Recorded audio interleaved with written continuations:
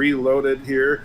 And boy, Lore Reloaded, feeling a little full of yourself, are we? It's pretty consistent with my how I've always been, I thought. So, Yeah. yes. Hard to deny. You've always been such a modest sort. Well, that's what I said. I'm a giver. Yes. I try to help out. The little people. Oh my God, that was. Do you remember? No, that was from BP. Do you remember that? That was so long ago. But when the BP spill happened, and yes. it was his second language, so he was calling it little people. He really didn't necessarily mean that, but that was just his second language. Oh, that's some fun stuff. But yeah, no, I like hanging out. I was excited when you said let's do something. So for those of you that don't know, and I know that some of you guys know this from way back, but it is absolutely 100% true. Laura and I have known each other for a very long time, and we've known each other in real life for a very long time. In fact, for several years, we were literally neighbors. You lived like right down the street. Yep. And certain people were joking that I was your garbage man because technically that was true. Yeah, you come pick it up or help me pick it up or whatever. Yeah, but that's not the most flattering way to describe me. But yeah, so. And then you just like all of a sudden got too big for your britches. Your YouTube channel exploded, and you were like, "Oh, screw the little people," and then abandoned me, and then here you are. So what happened? When you just decided that what you're gonna give back to the little subscribers started slowing down, so I'm back to the So you figured, okay, yeah, that phase of my life is over. So Oh, okay, so. Once it starts, once it starts going to like 1 million, I'll go back to that. Gotcha. So once you hit that next plateau, I can expect you to abandon me. Yeah, exactly. So I'm glad. That's what I like about our relationship. You understand. You know how it goes. So you get it. Gotcha. We did a lot of skits and stuff together too. Yeah, and that's one thing that made me so angry is that I do think we were kind of ahead of our time because for those of you, some of you guys know, like before my computer died and everything, I had like super chat rewards, and a lot of people's favorite super chat reward was the James Bond parody that we did from the Untitled show about nerdy stuff when we did the James Bond special, and you were the Bond girl. Yeah. And which, of course, people now know as Naked Dancing Lore. And because, of course, that was before there was such a thing as Lore Reloaded. All right. But yeah, and everybody's favorite detail of that is that, of course, there are multiple of you dancing naked, 2 of them in silhouette who are holding guns that the tips of the guns touch, as the one in the middle is in ecstasy dancing around. Right. So yeah, that's a moment that many people love. That was an intro, if I remember correctly. It was for the Bond movie, wasn't it? Yes, yeah, that was. We did that when one of the new Bond movies was coming out, and we were doing a review of the Bond movie. Right. And so that was. See, but we did these great sketches with the Gaming Heretic channel that we just couldn't. Nobody cared. Yeah. We put so much time and effort into it. And we'd get 3 people to watch them. We even had got a store to let us to do a gaming store to let us film and stuff like that, which went out of business. Yeah, that was crazy. That sucked. Thanks to us, I think. Yeah. In large part. So I mean, it makes sense. Yeah. So yes, we've caused local businesses to go under. Right. Multiple YouTube channels to crash. So here we are, here to break the internet. What a legacy we have. Yes. It's going to be something to be remembered for. So speaking of destruction, so there are 2 new trailers for Trek out.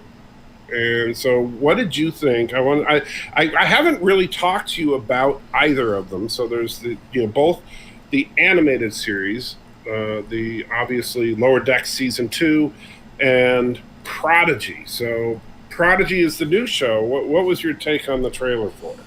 Yeah, well, I mean, I've talked about it a little bit on my channel. I'm excited to be able to watch something with my 7-year-old. Uh, it's supposedly supposed to be canon, which is weird, but Yeah. I mean everything that I've seen so far, I'm all right with. I was concerned because they were going to find this you know Federation Crash. starship. Yeah. Well, it wasn't. My understanding was they were just finding like a junk Starfleet ship, and that just it doesn't seem like something Starfleet would randomly do. Like there'd be a junkyard they don't watch. That's a prime directive. That's a prime directive nightmare right there. But Yeah. it looks like they just found this abandoned or crashed ship. Like something happened. So, I mean, so far it looked interesting. I'm glad I can finally watch something with my kids because I don't think there's any. Assuming that they, I gotta put the caveat on there, the asterisk. Assuming that holds up. Right. Well, yeah, I mean, but this one was made for kids. It's Nickelodeon. I really doubt that they're gonna do anything with that. I'd be very, very surprised. Right. I'm just saying, with some of the Trek, it's not. I mean, I was expecting kind of a PG Trek out of Star Trek Discovery, and we kind of got R. So I'm, Yeah. No, go ahead. you know, well, and with Prodigy, it feels more like Clone Wars to me. You know, if it feels a lot more, I gotta say, a lot more serious than I was expecting it to. And it seems, Anti-Lore Reloaded is here. I didn't know there was. Wait, I vaguely remember Anti-Lore Reloaded. Yeah, he's come on my channel quite a few times. Okay. So, And my dad. and so, well, welcome Anti-Lore Reloaded. So the when the it feels a little Clone Warsy with the style of animation and stuff. And I talked a little bit with Captain Foley about this. My biggest issue is that how are a bunch of random kids getting on a starship and accessing everything? So there's probably a couple. I mean, again, we haven't really seen it, so there's no way Right, to but know. that just breaks my brain, especially since they say this is canon.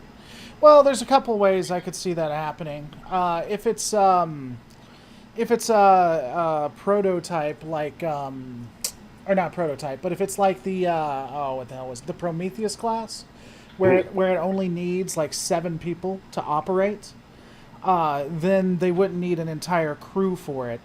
And then the only other way that I could see that it happens is one of them could be super smart, like could beat all technology or something. Maybe that robot. It's not a robot; it's a Medusa. Okay, the Medusa then. I'm always going to call it a robot, just because it looks like a robot. But I'll try to remember that Medusa. But someone super smart and can hack the system, or the Janeway command protocol, whatever. Maybe they get on it, and Janeway recognizes that they need help, and she helps them escape because it looks like they're on a slave planet. So that'd be the only other right. thing. It just like I said, I'm sure, and this is what I told Foley is that as long as the show's good, worst case scenario, assuming the show's good, then worst case scenario, it might ruin the first episode. It's not going to ruin the show. You know, right? I can deal with it if there's some kind of stupid workaround for it. It's going to be contrived. I'm sure it's going to be contrived. Because it just doesn't make sense that, like, at least from what we've seen, this is obviously a later era show because Janeway's in it, so it's not TOS or earlier. And all starships have security protocols to prevent random people from just coming on and being able to access everything. Right.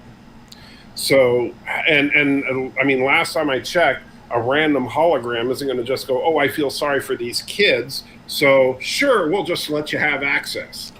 A random hologram might give them access to the ship to get them away and try to get them home, though. You know? And that could be the thing. I'm sorry, what? Well, but that would be like how the computer can make that judgment call. I mean, think about like... It's a command hologram. It's literally... Janeway is literally a command hologram. It's the ECH that we saw in Voyager.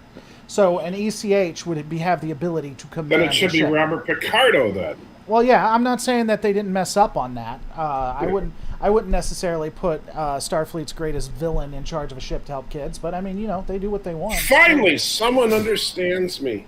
Oh. And I'm sorry. You know what? Not to knock Vice Lieutenant Janeway, which I don't know if you saw that. Yeah, Yeah, Matthew. yeah. But not to knock Vice Lieutenant Janeway, but I think they really missed an opportunity to get Robert Picardo, because how wonderful would it be to see Robert Picardo's ECH trying to interact with a bunch of annoying kids. Right. Just his I could just see him just rolling his eyes every time they asked him a question. Right. I would just laugh. So, yeah, I mean, I don't disagree, but they're going to use Janeway first before they go with Picardo. They might. I've heard rumblings that they're going to try to bring him into Picard, like Star Trek Picard. Right. So, but I don't know. We'll just have to see. Who knows? He may actually be the EMH. They may actually have him as a secondary character as the Right. EMH, which would be kind of funny, I think, to have both ECH and EMH on it. I could see that, but I think that I still like the whole idea of him just interacting with kids all the time, Right. because I could just see him hating kids. But Son of Bun, you can't leave kids alone with white males. There is that problem, but we don't need to go there. What the hell do you talk about on your channel? The hell? White people are bad for kids. I didn't know that. I'm learning something new. Man, haven't you? Did you not watch Masters of the Universe? Oh, sorry. We can. Totally other topic. On Masters of the Universe, white people assault kids. Okay. Well, white males. White males assault kids. Yeah, Okay. you got to get rid of white I males. have not. No, I'm sorry. I have not watched Masters of the Universe, so I'd be unaware of that. That. Oh, you haven't watched it yet? Of Masters. No, I've never been a He-Man fan. I've never watched the original either. It was so bad. I mean, let me rephrase that. I did watch a little bit before and a little bit after, spoilers for anyone who cares, of He-Man, where he was killed. I'm not convinced that he was, though. I don't think there's any... I mean, he was killed and came back once. He can do it again, and there's no evidence. They didn't, from what I could tell, they didn't definitively say he's dead, so... No, the second killing, which is like, yes, spoilers. Not that, trust me, if you really love the show, you've already seen it. If you really hate the show, you've already seen it. So, yeah. But yeah, I think that the second time you're right, because it like the second time the stab, they're very careful to where you see it kind of goes through him like in the kidneys. Mm-hmm. So he could theoretically survive that stab wound. Right. Because, I mean, again, he gets stabbed. He was not beheaded or anything. He's stabbed, and then he's Right. just not moving. That's the only evidence we have, and everyone's assuming. Right. And again, this is the second time that he's been killed. So it's not like he can't do it again, right? He's like... Well, no, that's not true, because they did say, and you may not have paid attention because you didn't care, but they did make it clear that he can't come back a second time from death. Sure. They said that to Goku, too, and that didn't work out exactly the way it was supposed to. This isn't Goku. Yeah, but it's still a cartoon, and that happens all the time. I mean, I've read every 90s comic book. I'm assuming that they're following the rules of their own universe. Okay, so does this seem to be done by writers that really care about the He-Man universe, would you say? Okay, no. Okay, then there we go. Shut up. Stop using your infernal logic. But I'm just saying, I mean, because again, remember when Captain America was going Hydra, and it definitely wasn't a trick or anything? He'd always been Hydra, and everyone hated it, so they flipped it around. So they could do it with the He-Man thing, too. It could be like, well, you definitely can't come back. Oh, wait, this is the special ×2. We didn't realize the magical fairies of magicness. Well, what I'm saying is I think that he could just not be dead in the first place. Right. I think that's more likely than him, like, because at least the way they explained it is that he can't go to whatever they call paradise a second time. Like, you can only go to heaven once. If you die a second time, you're just dead. Right. And so you would have to, But I'm just saying, I understand it's a different cartoon, but they said the same thing in Goku and then found a way around it, so they could do that same thing with He-Man. Oh, right? sure. Right. I don't know. I don't know anything. I don't know anything about Goku, but Right. I mean, I'm sure that the sorceress of Castle Grayskull could come up with some kind of resurrection spell or something. But whatever they want to do, it was still. Right. Yeah. Let's get back to Star Trek before I have a aneurysm thinking about that show, because I watched the entire series today, and that was painful. Anyway. When it comes to, I mean, I don't know if you were done with Prodigy. When it comes to Lower Decks, my only fear is that they're going to undo everything that was done with Boimler, which will really hurt the series for me. Because he definitively does go back to being a ensign. So that's unfortunate. And then I do think I found evidence that Shax survives. Right, in the one shot where you see him. Yeah, but it's not just that. Because people are like, well, that could be a flashback. It can't be. Well, no, but you see the one dude. Yeah, that's what I was saying. Yeah. And that's what I was saying. I pointed that out on the channel. I'm sure other people saw it before me. But you see the new dude. So. Yeah. And I wonder if they did that on purpose. And he joins the Seven. Right. My best line of the trailer, by the way. Yeah, I just the analytical person in me just can't see how that's going to work out.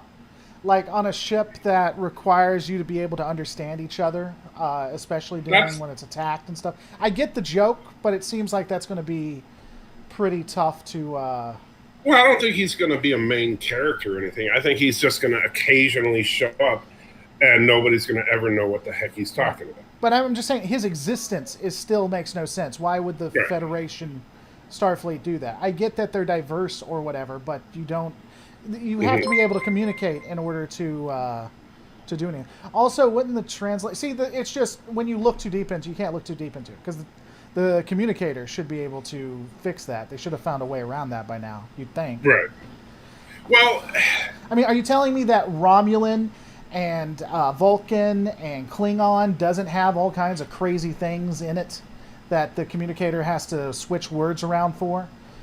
Right, and the funny thing is that, and that could be, I mean, honestly, that should be a kind of an inside joke about, like somebody should say, it's funny that no other language has this problem.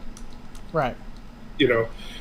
Because it's true that you would think that, like, with a language like Klingonese, that the phraseology, at least in some cases, would be, why aren't there some species that phrase things more like Yoda?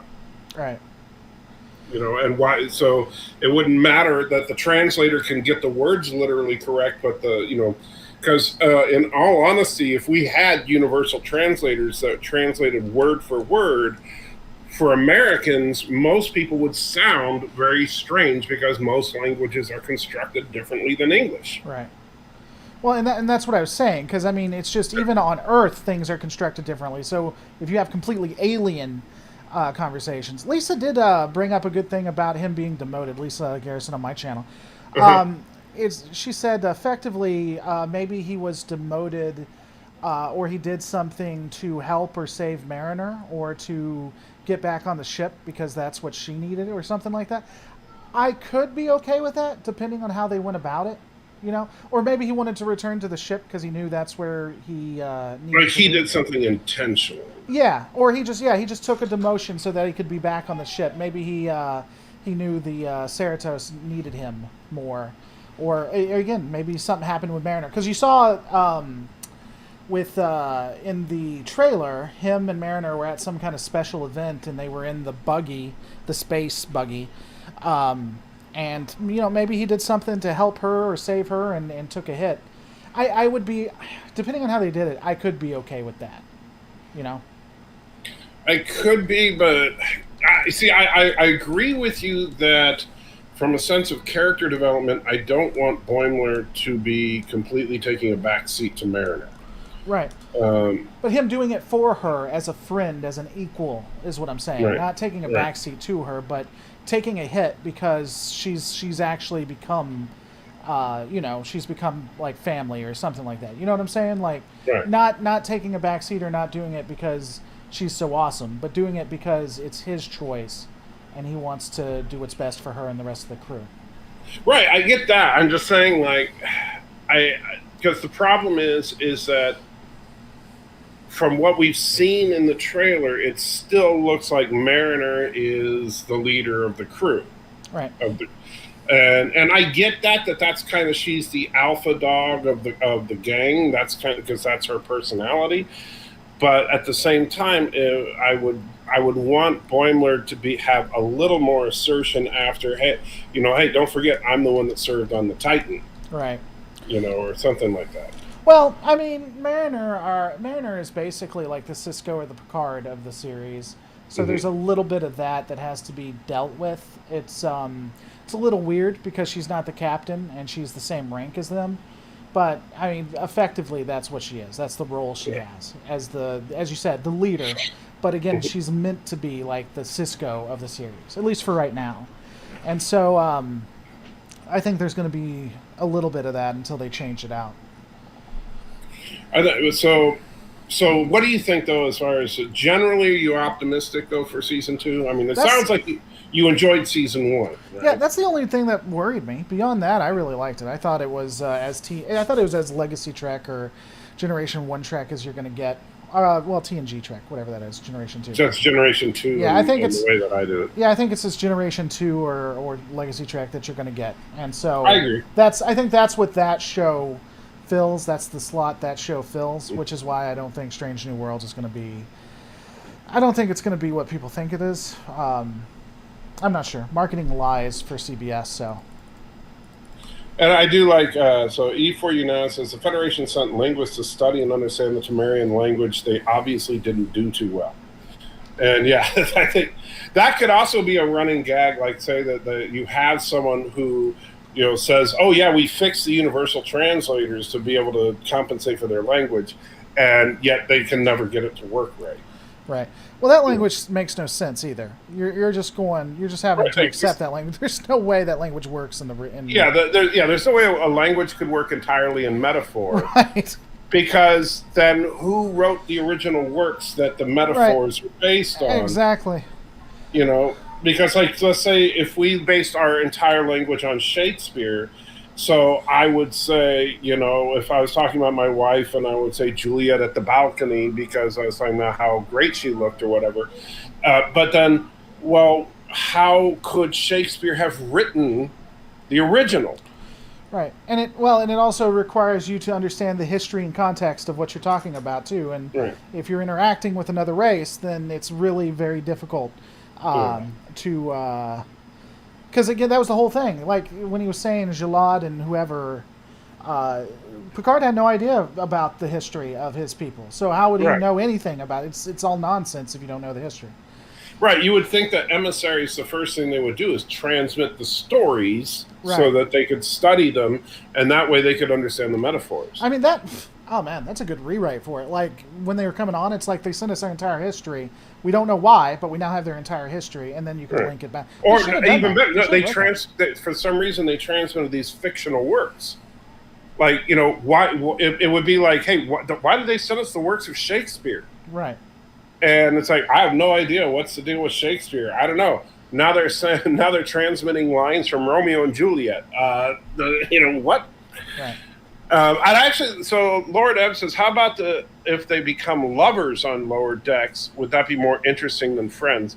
If you're talking about like Boimler and Mariner, I think that works better as friends.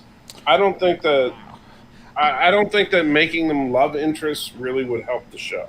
I mean, I would like to see them get together because I think it makes a good match. But I'm also of the firm opinion that black women are magic. I'll tell you, I don't want. For those of you that don't know, Laura's just trying to. No, I'm not. Suck up just a specific person, but go ahead. Well, I may be doing that, but no. See, that's the advantage of me being married for the last 30 years is I don't need to suck up. She knows that I know that she's magic. So go ahead. Okay, that's fine. So anyway, I just don't want her to get with the XO because they kind of built that up too. Oh, Ransom. Right. I like. Well, you see, I want to see more of Ransom being Kirk, though. I do want to see that. Because I thought that Ransom ripping his shirt off and fighting the monster, I thought that was great. Right. But yeah, I don't want to see Mariner drooling over him. I'd rather see him like running off with some green chick Right. and like have her get mad about it or whatever. But I like building Mariner and Boimler's relationship as good friends and supporting each other, and Boimler just becoming the great officer that he will eventually become. Because Boimler, the funny thing about the show is that Boimler is exactly what you want in a young officer. Right.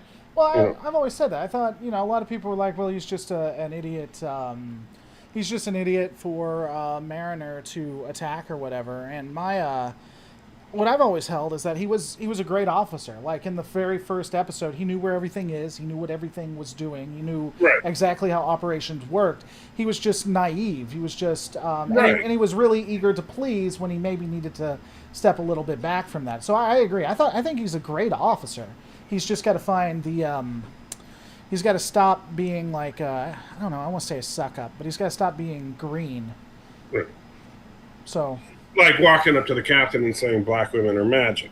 Well, no, that's exactly what I mean, they all know it. You let them know. Black women are magic. I mean, just whatever. Everybody should date black people. That's my opinion. Maisie Summers said, Wow. well, it's true. Even females should date black women. So anyway, Maisie Summers says, you're both assuming the metaphor language we see isn't the end result of thousands of years of language evolution. Going back to the, speaking about the, that one race, whoever we were just talking about, that talks in metaphor. Sumerians. I mean, yeah. Sumerians. But it just, again, it becomes, even if we assume that, and that's fine, it's the end evolution of how a language worked, it requires you to know, like, and again, just when you break it down, it falls apart. Like, does every person on the planet, and this is a spacefaring planet, so does every colony, every world owned by this species, all of them know 100% all of each other's history? And then, again, how do they interact with other races? It's just think about this right now is that even now in the United States, we disagree on the definition of basic terms like literally. Right. And so imagine if our entire vocabulary is based on metaphor, and then what if we start changing the meanings of some of these metaphors? What a crazy world would it be in if, like, well, when I say Darmok and Jalad at Tanagra, I really mean Darmok and Jalad at Tanagra differently than when you say Darmok and Jalad at Tanagra. And I mean, it's already difficult enough with language. The way that a metaphorical language like that, it's completely impractical. And I mean, when you just look at idioms, like every country has its own idioms. If you try to say, I don't know, like two in the bush or whatever, and you take that to Japan and you say that in the Japanese language, it's gonna make no sense. They got no idea what you're talking about, right? So idioms don't transfer. So I don't know. It doesn't make. Yeah, your entire communication apparatus would break down unless everybody literally had the same vocabulary. Now, do you mean literally or do you mean figuratively when you say? I mean literally had the same. Literally, definitely. Yeah, I mean the actual correct definition of the word literally had the same vocabulary. Man. That would be, could you imagine? I mean, granted, you would have a wonderfully educated populace, but you couldn't have even a single person in your population that was not properly educated. Right. Because the language was so precise and so intricate that if one person did not know the complete works of Shakespeare, they could not communicate. Right. Assuming you were doing it based on Shakespeare instead of Darmok. Right.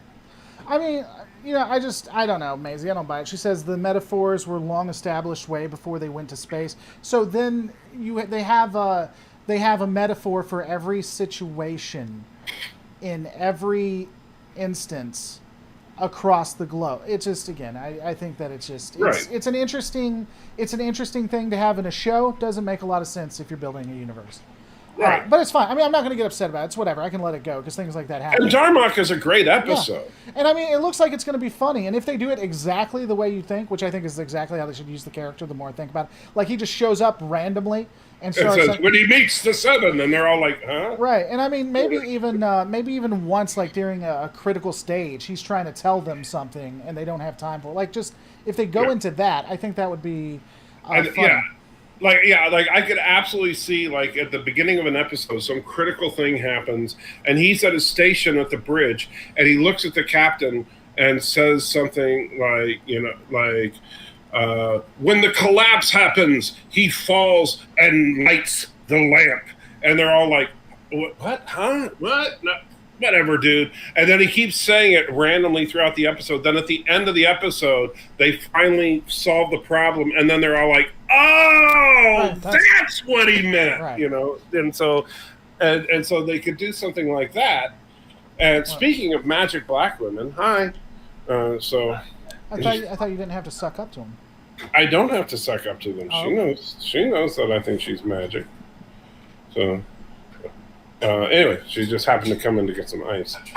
So anyway, very distracting though, because wow. That's why I said everyone should date black, even women should date black. Come on.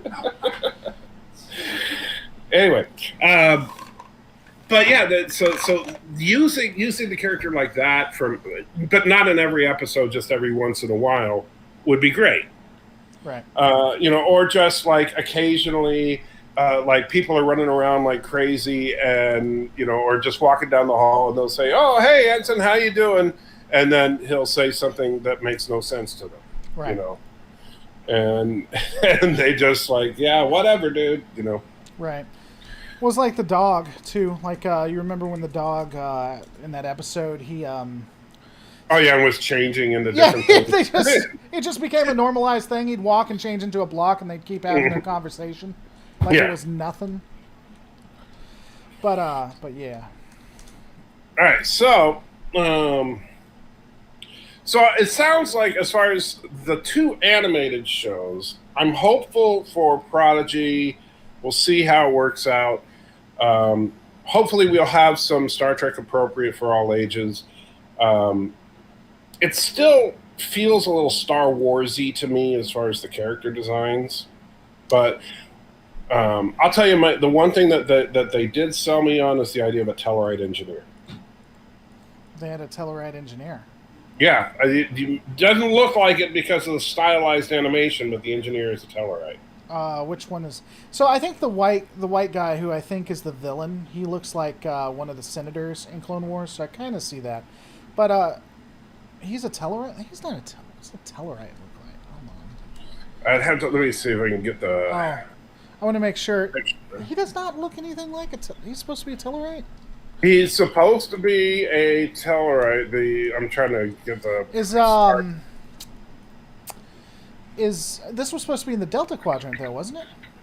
I don't know where it's supposed to be, but if you look at the characters, the character sheet, the one that's standing next to the one you like to call a robot that looks like a troll, that's supposed to be a pudgy, fat Tellarite. Okay. And so notice he does kind of have a pig kind of facial features and the tusks sticking out of his mouth. Right. So he's supposed to be a Tellarite, and he's just like a gruff engineer. And I like that idea. I do like the idea because, Scotty was a grumpy engineer. I liked Scotty as an engineer. I think that if you're going to have an alien engineer, a Tellarite is a good fit because Tellarites are notoriously, just grumpy all the time. Right. And I think having a grumpy engineer is a good match. Well, I mean, in the trailer, he wasn't all that grumpy, though, was he? Like it or not, you didn't really get a good feel for his personality, to be honest. Sure. I mean, the one part I see him, he's like it or not, you're stuck with me, or something, like smiling. Right. And why would he say that? Because nobody likes him. Okay. But I mean, he just said it in a charismatic, or not charismatic, but jovial tone or whatever. I mean, I get that, but I don't know. Yeah, language was like a big deal. They liked insulting each other too. It'd be interesting if they played into that with him, where he was like really insulting, but he worked as friends. And the actor that plays the Tellarite, as well as the Blob thing are also both old school Trekkies. They were both fans of Trek back in the 60s and 70s, older guys, my age. And but the rest of the cast fairly young. And the big rock monster is actually being voiced by a little girl. Okay. Go figure.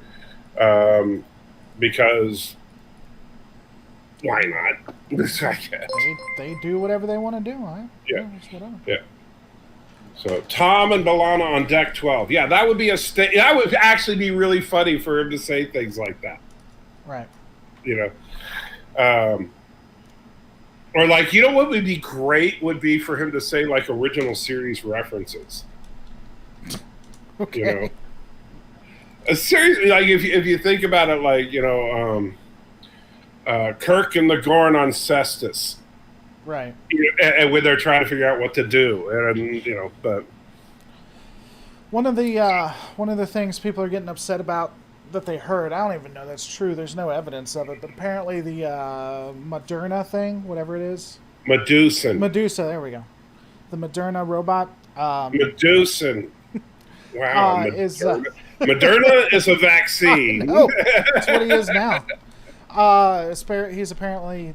It apparently is going to go by they them or something. Apparently that's a huge deal. I haven't heard that. The only thing that they keep saying, and I'll be honest with you, I understand why some people find it a trigger. It's an annoyance to me, is that they keep mentioning that they're genderless, and it's like, okay, well, who keeps mentioning that though?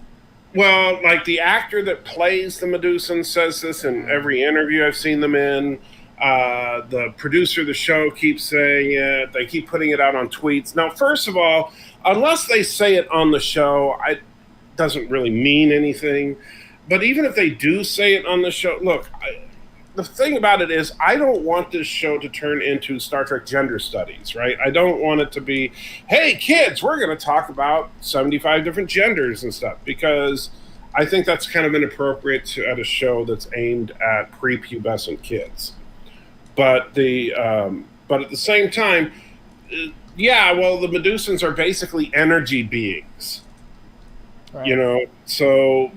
You know, the concept of gender, I don't think was ever really mentioned in the original series episode, Is There in Truth No Beauty, which is the only episode that a Medusan ever appeared in.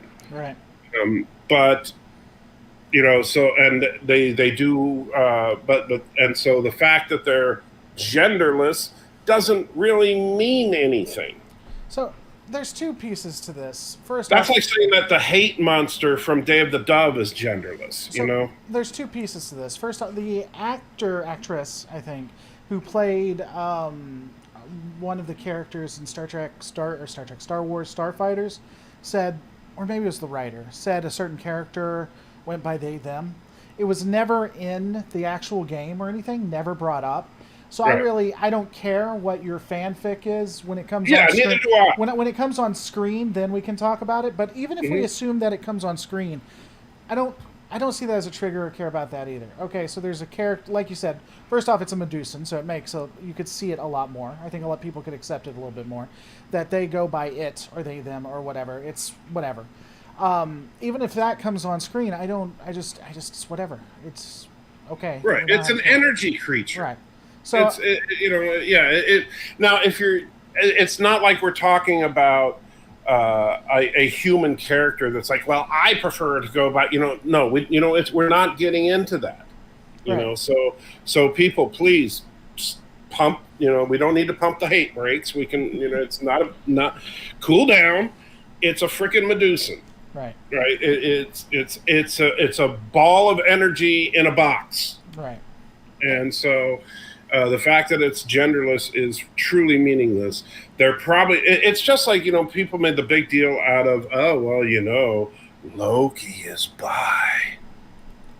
And, and it was like one line in an episode that was a throwaway line and the only reason the line was in there was so the director could say, I made Loki bi. I don't care. Right. Give me a good story. That's what I care about. Yeah. Archer with a chainsaw with a beagle. Jeez. Yeah. I'm getting all sorts of prepare my Star Destroyer. Right. Well, Um, I mean, it's just yeah, and again, people like some. I don't know. Again, I don't care what a writer says. I don't care what Kurtzman says. When I yeah, see it behind the on, scenes stuff is yeah, meaningless. when I see it on screen, that's what I care about. Whatever makes you feel good behind the scene, because I mean, people rewrite stuff all the time. Mhm. Writers and How again, many people have written fanfic about Kirk and Spock? right. And again, how many writers have come back and said, "Oh, I meant the character to do this." Well, that's not what the character did, and that's not what the character turned out to be. Just because that's what you wanted doesn't make it true. You know what I'm saying? Yeah. So, I don't know. Well, I don't know. I've had plenty of arguments with people about like what Enterprise season 5 was going to be, you know, and the problem is, well, Enterprise season 5 didn't happen, Right. so it doesn't matter if they were going to do the Romulan War, right? Right. It didn't happen. Right. And so it doesn't matter if they were going to fix the temporal Cold War thing. It didn't happen. Right. You know, so did you end up talking to Bird of Prey 5 about Team Kuroga and Team Turtistan shirts? I'm sorry, you're not yet. We need to get around to that, and plus we got to get Lore Reloaded on Team Turtistan. So we're gonna keep pulling it down low right now. Do that. Create another server or whatever to do a war. Well, we've been in a constant state of war for years. It's a long and bloody war, Right. but I think with the alliance of Lore Reloaded, that Kuroga cannot withstand any. Yeah, but we'll talk about that another day. That's for another time. We don't need to. We don't need to. We don't want to make Kuroga surrender just yet. Right. Anyway, so I do think that people need to relax a little bit about that kind of thing, but I do think that we'll give look, if you didn't care for Lower Decks because it just wasn't your thing, fine, I get that, but if you're also the kind of person that thinks, oh, Star Wars Clone Wars is awesome, then you should probably give Prodigy a shot, because it does look like it's more along those lines. Yeah. The only thing is the way the animated Star Wars has always went is it started off very childlike and slowly got more and more adult to a degree. Not to the point that kids couldn't watch it, but it just got a lot more sophisticated. I don't know that they're going to do that with Prodigy. I hope so. I hope they go down that route, actually. That would be nice. But I don't know that they're going to do that because it's Nickelodeon. Nickelodeon isn't necessarily known for that. So. Well, they did say on the Comic-Con... No, you didn't watch their Comic-Con panel. No, I did not, no. They did say in their Comic-Con panel that they're... Because at first, and I think that they were, listening to the actors, they sounded like at first they thought they were signing up for what was literally going to be a little kids show, but that they were surprised with how adult the stories were. Right. So I'm very curious after listening to the panel how serious they're getting with it. Right. And it does seem like, just thinking about what they're talking about in the pilot, dealing with a planet of slaves, escaping, taking over a ship, being on their own. They're all very young. That's pretty serious stuff. Right. And so it's not like, it's like, hey, kids, let's explore the universe. It's not like Badgie, right. Which, by the way, where's the Badgie series? Come on. Yeah. I would really like to see that too. If Nickelodeon's going to do a Star Trek show, where's Badgie? Right. Like Badgie in the style of SpongeBob. Oh, jeez. Can you imagine? Oh. Hopefully he comes back. Hopefully he becomes a character of some kind. I think Badgie will be back. Right. I absolutely do think Badgie will be back. So, man, somewhere around here, I don't know. Did you ever see the Badgie that I made? No, I don't think so. Oh man, I gotta find it for you. I actually made a 1-to-1 scale Badgie. I'm gonna have to show it to you. yeah. What they need to do for their third and final trailer for Lower Decks, if they're gonna have Badgie back, is do it like in the style. What would be cool? I don't think they'll do this because they're not that clever. But they did the Picard 2 trailer, and the Lower Decks 3 trailer should be a parody of that.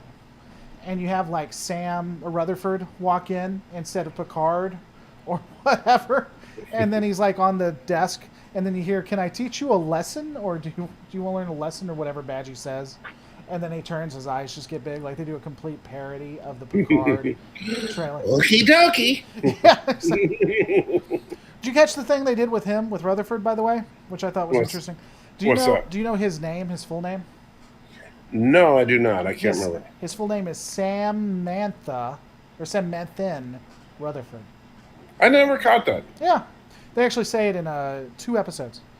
But I was like, oh, look at that. So he's trans.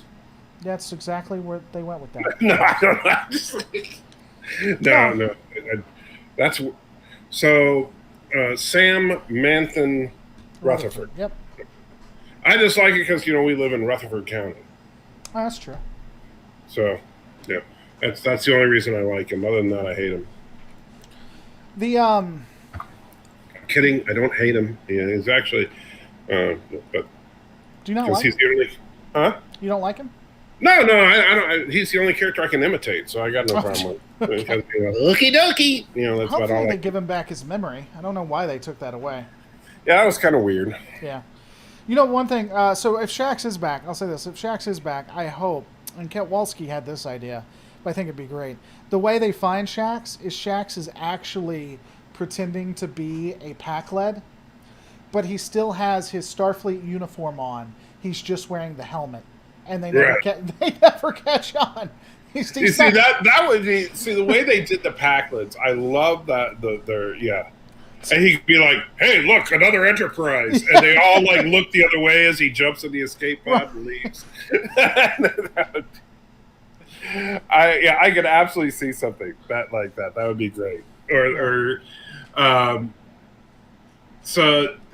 yeah, Shax is just there, and even he's just hiding, in a closet, right behind. He's the whole time he's just standing right behind them. And he's like when he goes through the ship, and then he'll stop and just freeze, and they think he's a statue, and they wonder why there's so many statues around their ship now or something. That'd be hilarious. They really, they could. There's a million ways they could have Shax survive, although they do need to have explain, because it looked like that ship blew up. Right. Well, they could do a Badgie thing where Badgie reaches out to Rutherford, and he's like, I know I still have Shax. That could be an entire episode where Badgie wants to kill Rutherford or something, and he says he has Shax and has him prisoner or whatever, because maybe Badgie survived. Well, Badgie, yeah, I could see Badgie.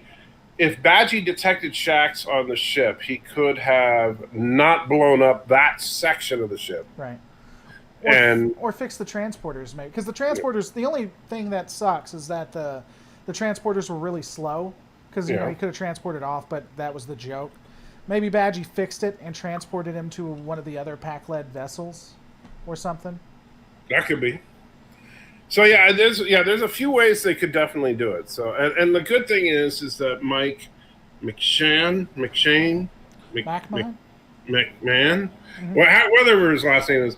I'm sorry, Mike, if you ever see this.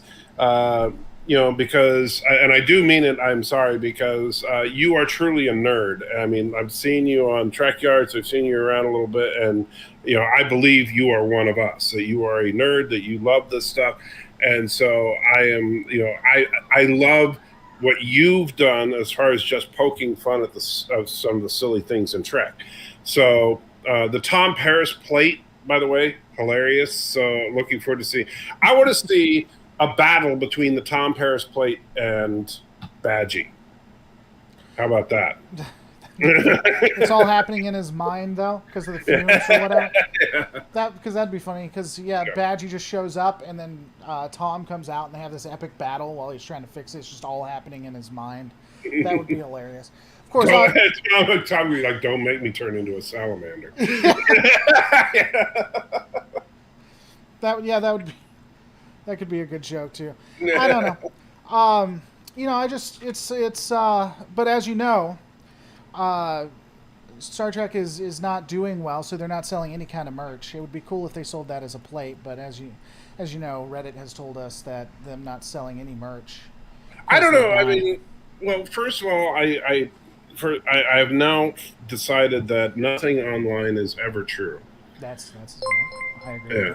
Yes, I don't know. I mean, it's getting so hard to figure out what's, You may have missed the joke. They are selling that plate. And I'm making fun of some channels that have said they're not selling merch. Did you know that? They're actually selling. Oh, I didn't know they are. Oh, yeah, so you don't get the joke. I was making fun of channels that said they don't sell merch. They're selling that plate. Are they really? Yeah, as soon as that trailer came out, they also launched that they're selling that plate specifically. Okay. Does it talk? I don't know. I doubt that. They didn't talk. They didn't say that it did. Maybe they sell the toxic fumes that make it talk, though. I would want the talking plate. That would be awesome. Yes, Cinnamon says Star Trek is dead. The fandom menace has spoken. It's true. Well, the stupid thing is that, and you guys know on and I know your subscribers don't know me that well, but over on my side, the fandom menace, I agree with them on some points, but the problem is that they're very, very quick to just decide that all things are bad, it's over, whatever. And it's like, you know what? I understand that there's plenty of things that you can say. Like, I've noticed that me and Laura haven't talked much about Discovery yet or Picard. And, you'll hear a little bit different tone from me about Discovery and Picard. But, and by the way, Alex, yeah, both, I know Laura too, we both love SF Debris, at least classic SF Debris. I haven't been to his website in a while. But SF Debris is a big part of the reason that both me and Laura do YouTube. All right. But that doesn't mean all things Trek are bad just because you may not like Star Trek Discovery.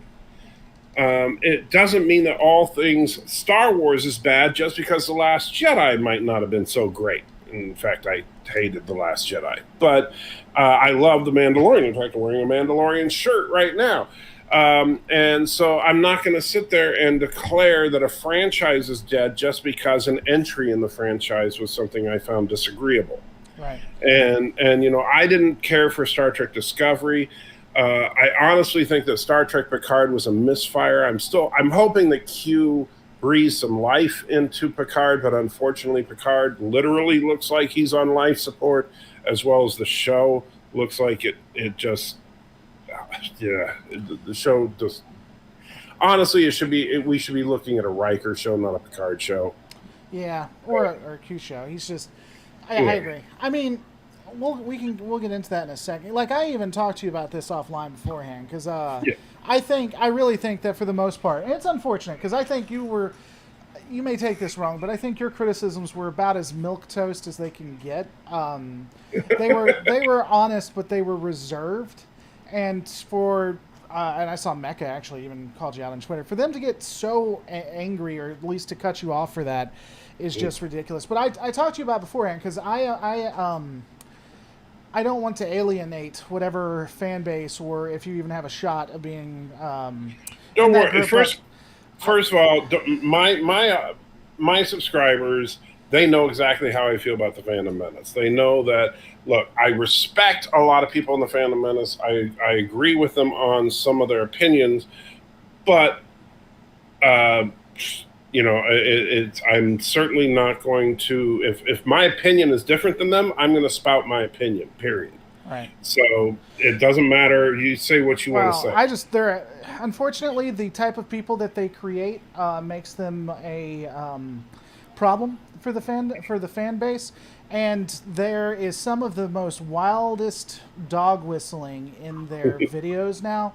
anti-LGBT, weird, near if not racist dog whistling in some of them, and I can't support anything that's fandom menace at this point because I really think it leads to the destruction of the fan base online. Now again, people get really confused because the opposite of that is like We Are Starfleet, and they're the most toxic leftists that are possible. I think they literally have tried to cancel me, like literally get my channel shut down multiple times.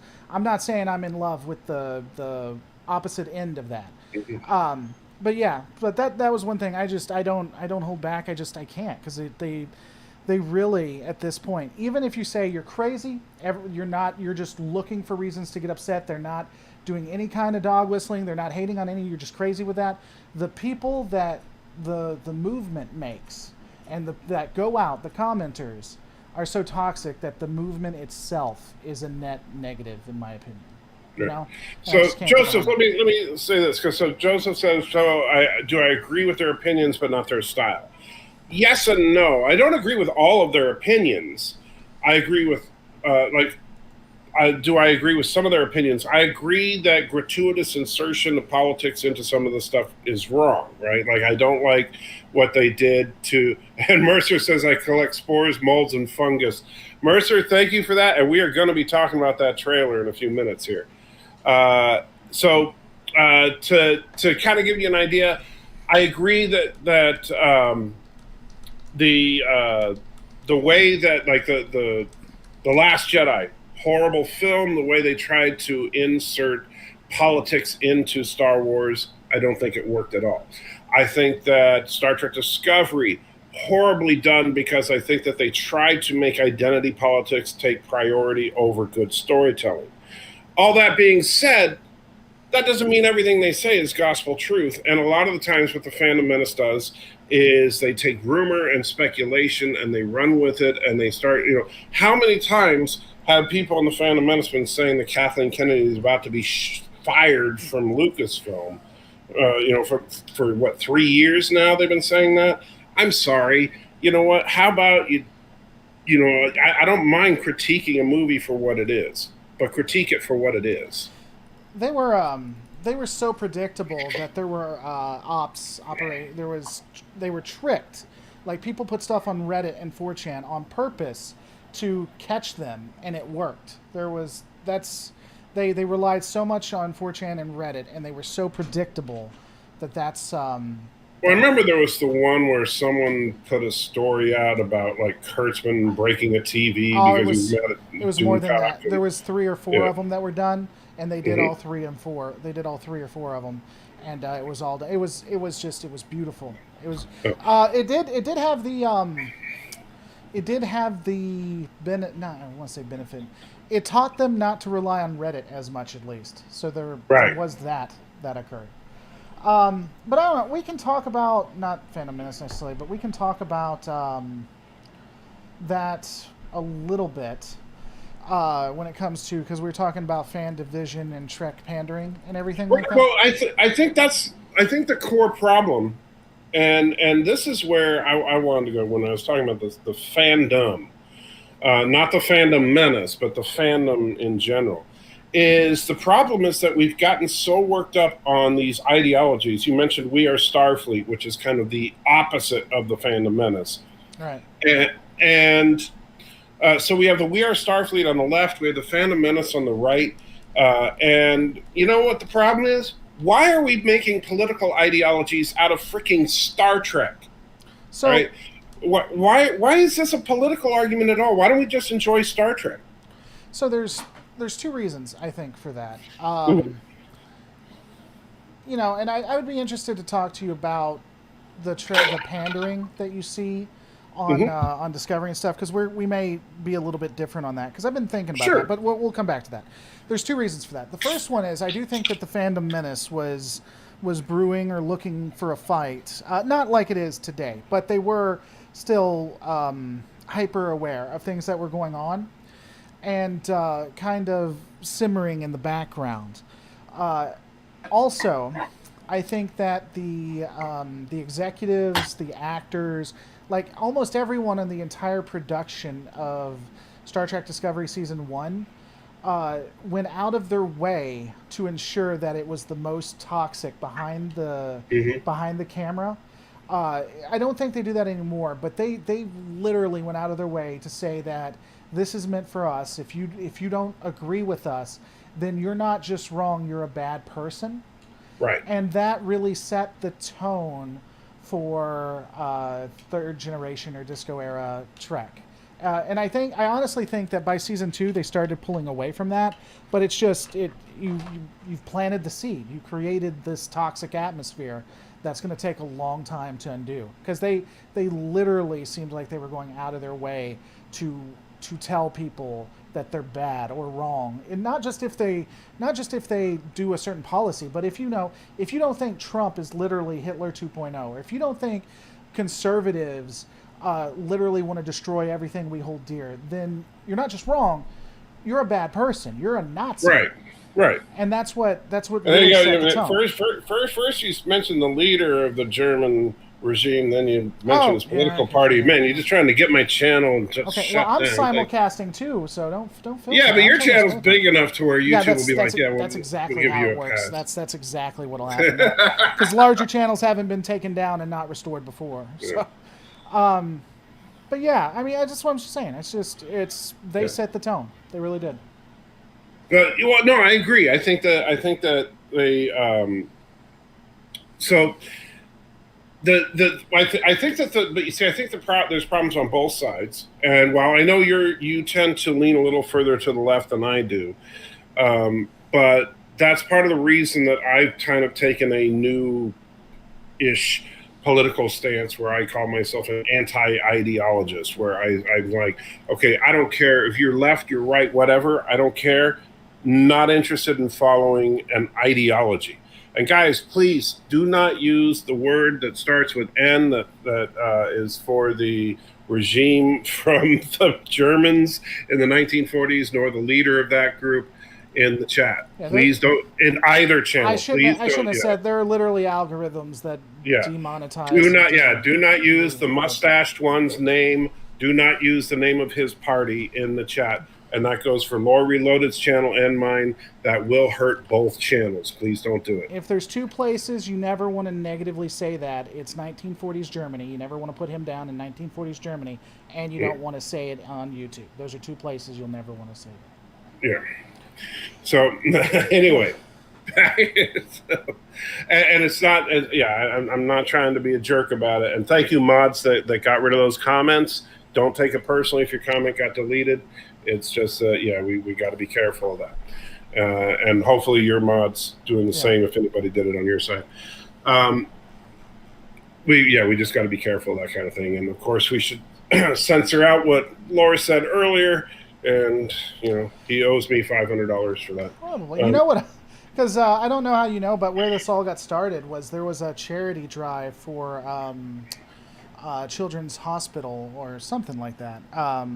And they raised. Yeah, didn't they get in trouble for? Yeah, no. So here's what happened. There was they raised like $5,000 to $10,000 for I think it was a cancer thing for kids or something like that.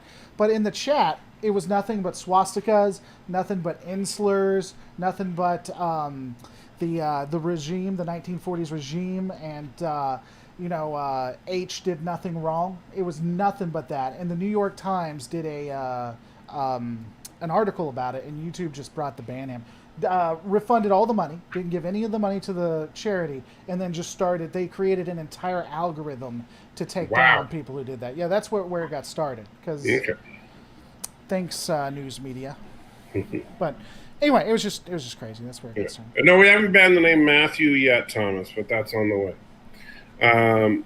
Anyway, so I think it's interesting. So I think you're right that it started out where there were some members, some cast members from Trek, and it actually predates even season 1 of Discovery, because I remember that, for example, Marina Sirtis and other cast members from TNG had made statements about, why would anybody who was right of center ever want to be a follower of Star Trek?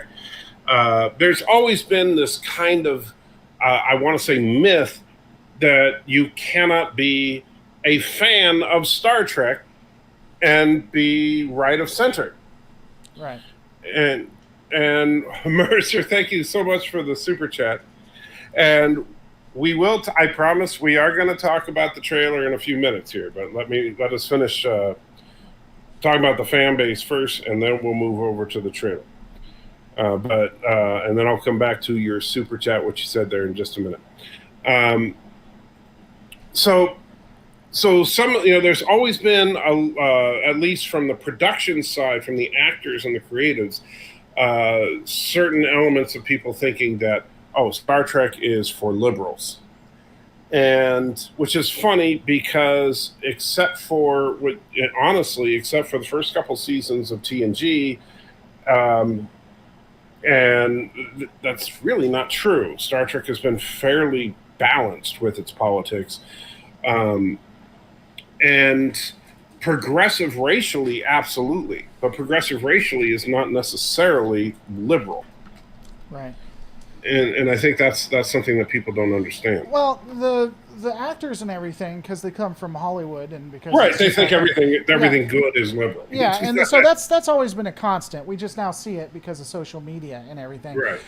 The problem with Discovery is that was official behind the scenes policy.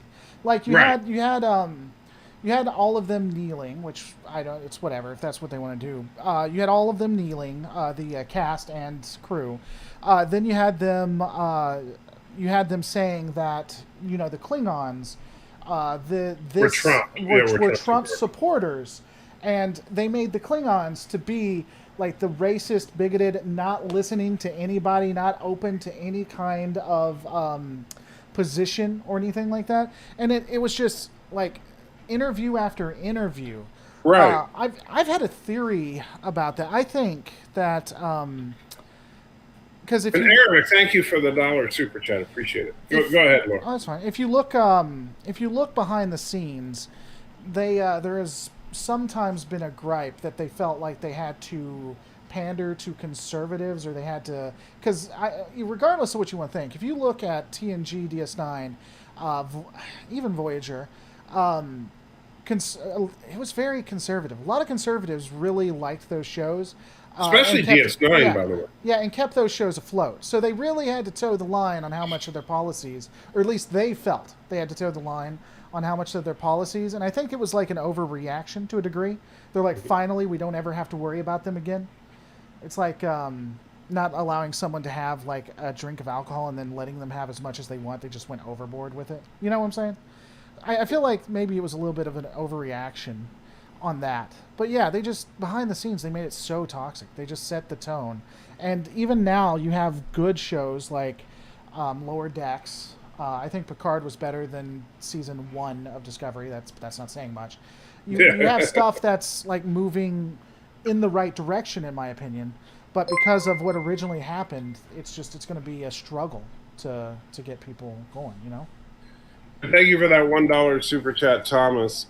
Says that Star Trek taught me to respect others who are different. Now it teaches me I'm horrible and racist for being different. I've been getting some super chats. He says, Alex says, I think Discovery made a mistake as it gave Trump supporters the coolest Star Trek race. So they can say Qapla' at this point. Well, the funny thing about the Klingons, or Klingorks as many like to call them, being Trump supporters or being stand-ins for Trump supporters, because I remember that was a big thing before Discovery premiered, was they made a big stink out of that they were stand-ins for Trump supporters, and that Remain Klingon was their version of Make America Great Again. All right. And the irony of it was that if you really paid attention to season 1 of Discovery, the Klingons were right. Yeah, I remember, and I pointed that out when you said it, like way back when it first came out. When you break it down, they're rational. They're not. It's the way they go about it. You could argue is wrong, but their argument actually has some merit to it. Right. The Federation wants to force them to change their ways to do things the way that they do it. They want the Klingons to lose their culture. Right. And so, I think that while granted, yeah, like you said, they go about it the wrong way, but they're a warrior culture, blah blah blah. Uh, but and they're clearly not Klingons anyway, because Klingons don't have four nostrils and two dicks. But that's a whole other problem. All right. I mean, at the core, the Klingons literally said, "We just want to be left alone. Please don't try to change who we are as a people, and go do your own stuff." And the Federation continued to expand towards their borders and continued to push their ideals onto the Klingons while pretending like they're not. So I mean, Right. it's not unreasonable if that's what you've asked for them to push back against that. Right. No, I think that it was, if they really wanted to do some kind of analogy for Trump supporters, like if they handed Star Trek to me and I was going, and they was like, okay, you know what, we're going to pay you $100 million, make Star Trek into this whole thing where right wingers are evil and all that. Simple. All right, we're going to have it's going to be very simple. It's going to take place right after Voyager. A new conservative movement happens within the Federation after the destruction of Romulus, and a conservative president says, screw the Romulans, we're closing the borders.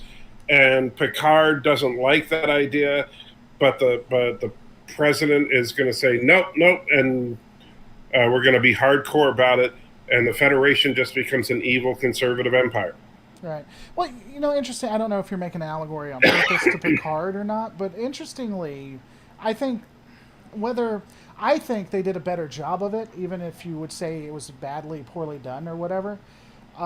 Like literally in Picard, the Starfleet turns its back on the Romulans after bringing some of them over, and so the Romulans just fall apart. And then you have these colonies with Romulans that were supposed to get help and they didn't, so that falls into anarchy. And I think that's a closer allegory for what they were going for than what Discovery was doing. It seemed like they were trying, but then they just kind of dropped the plot. Right.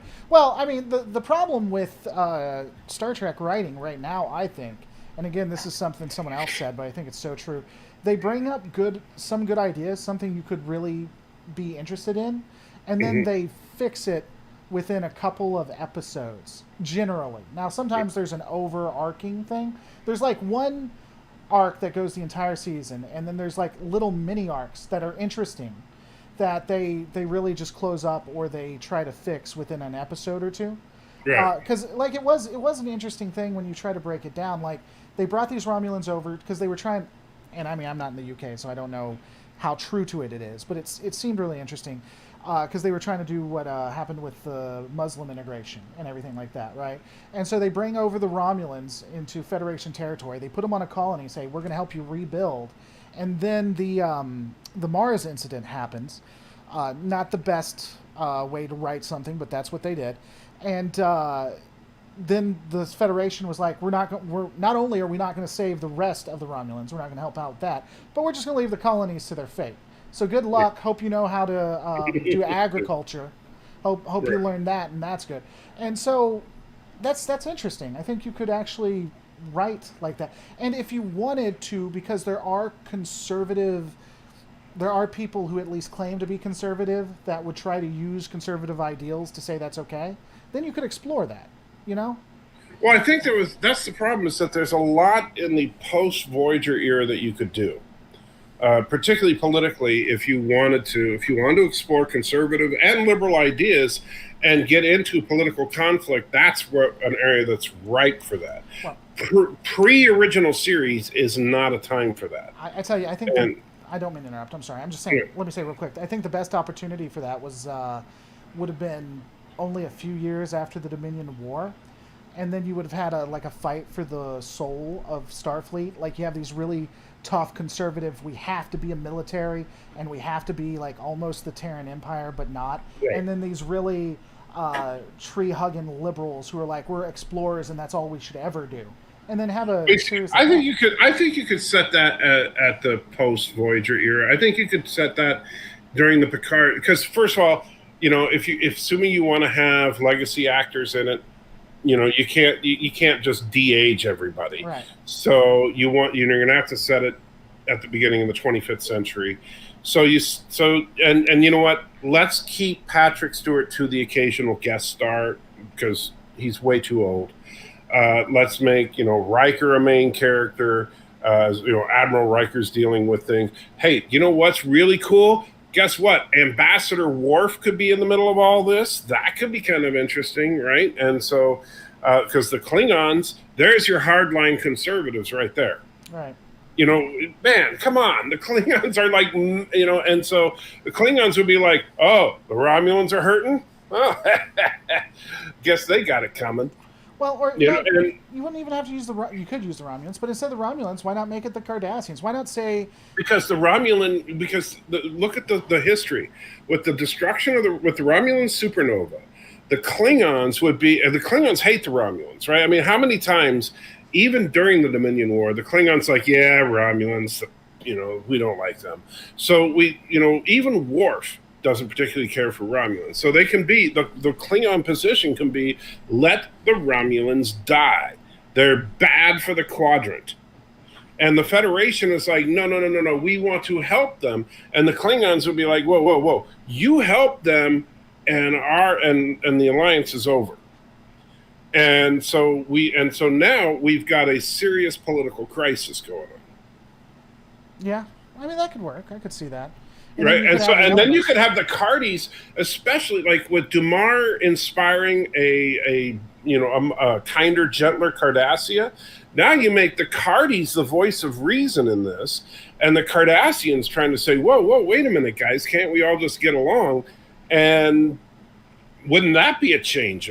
And so you could have a Cardassian Bajoran kind of thing trying to get the Federation and the Klingons to get along. Yeah, you have that could be interesting. You could have the Klingons saying we have to go to war and occupy them for their own good.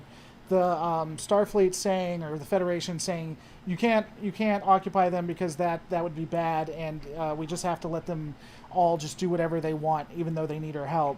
And then you have a Cardassian Bajoran alliance, like the Cardassian Bajorans see what this is, and they ally and create their own little like government or force, right. And they're the ones that come to the right. So now you have Riker and the Titan in the middle of all this, trying to defuse the potential for an intergalactic war between every Alpha Quadrant power.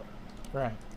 And I mean, like Huntus says, building Trek around only legacy characters and actors means a slow death for the franchise. You need new blood or actors.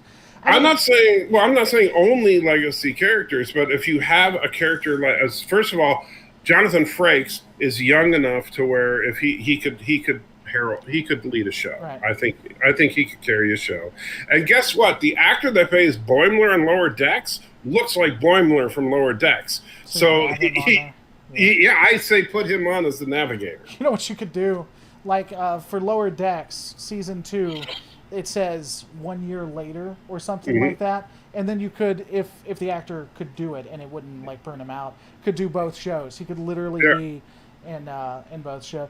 And I mean, we could do legacy characters, or we could just have them even with as guest stars or whatever. Because I don't think you want to get rid of legacy characters altogether. But if you want to have a new cast, it's okay to have and the best way to do that would be when you look at like Picard, or you look at Cisco or whatever, they were the ones in the front lines. They were the new blood.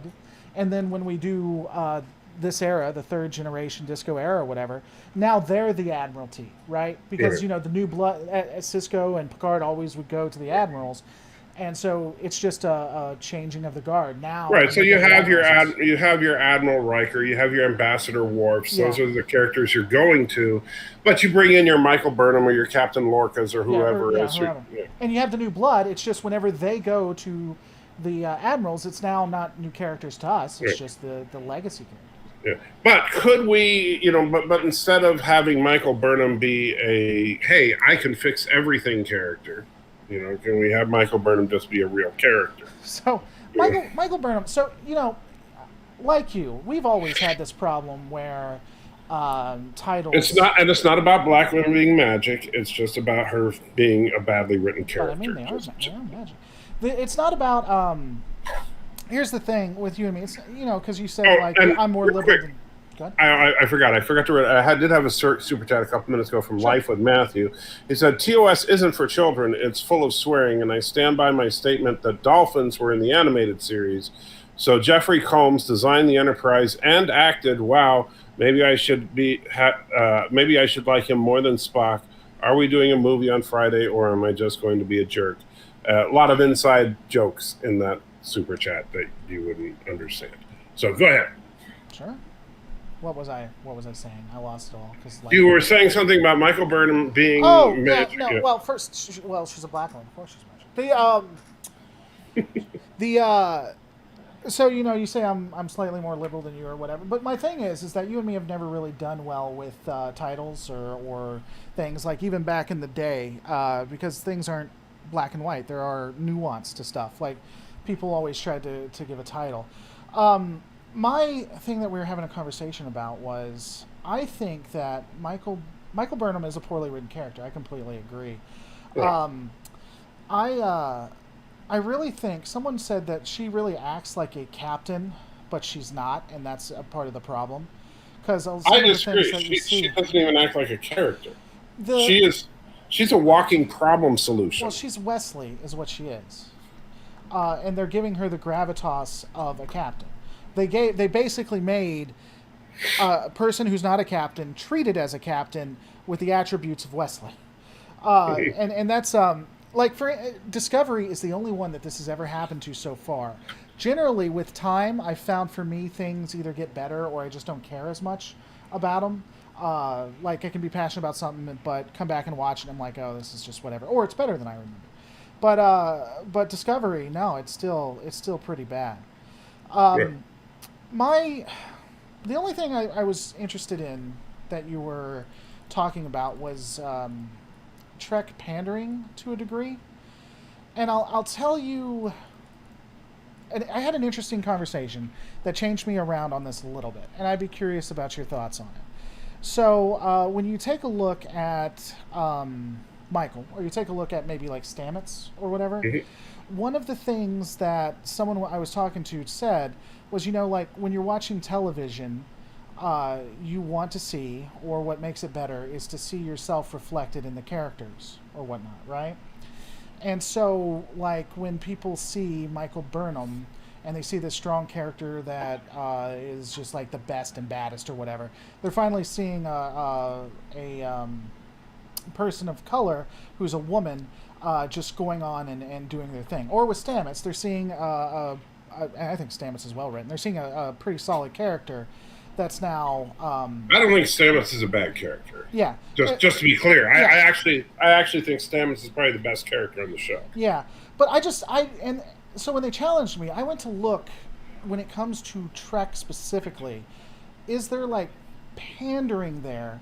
And I don't necessarily know that there is. There's just now more representation than what we're used to. Not only at a Trek level, but like at a show level. You know what I'm saying? When you say pandering, what do you mean? So when I think of pandering, and this is one thing I was going to ask, so I think Disney does it a lot.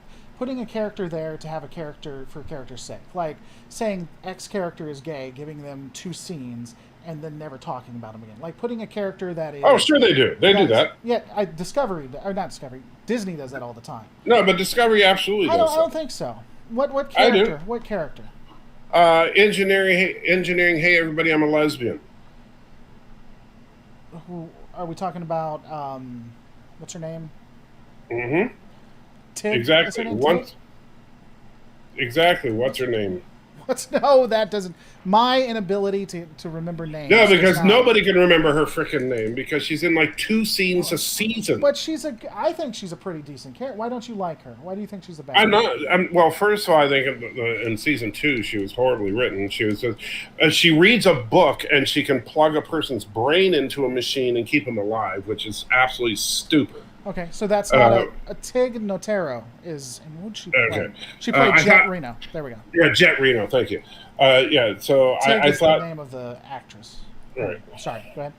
And so yeah, and the only and by the way, I thought that her character was completely pointless, and the only reason she was there was to check a box. Well, And in fact, it's funny because in season 2, the only reason you knew her character was gay was because they kept telling us, not on the show, but in all the press releases about her. However, in season 3, they actually tell us on the show that she's gay. And so, which was stupid. I mean, and she doesn't have any kind of relationship with anybody. They just have to tell us, by the way, I'm gay. So it's like, hey, everybody, I'm gay. So let's explore that for a second. So first off, yes. we both agree that what happens behind, I don't care what happened behind the scenes or anything. Let's talk about what happens she's on a the screen. checkbox. But no, she's not. So she actually serves purpose in multiple ways on the show, I think. Now, you may not like it or you say it's written. Tell me any purpose she serves that an existing cast member couldn't already do. Oh, sure. Can you tell me any purpose that Wesley serves that any other cast member couldn't do? I didn't. That's not answering the question. You're deflecting by suggesting. I'm not deflecting. Am I saying Wesley is a good character? I don't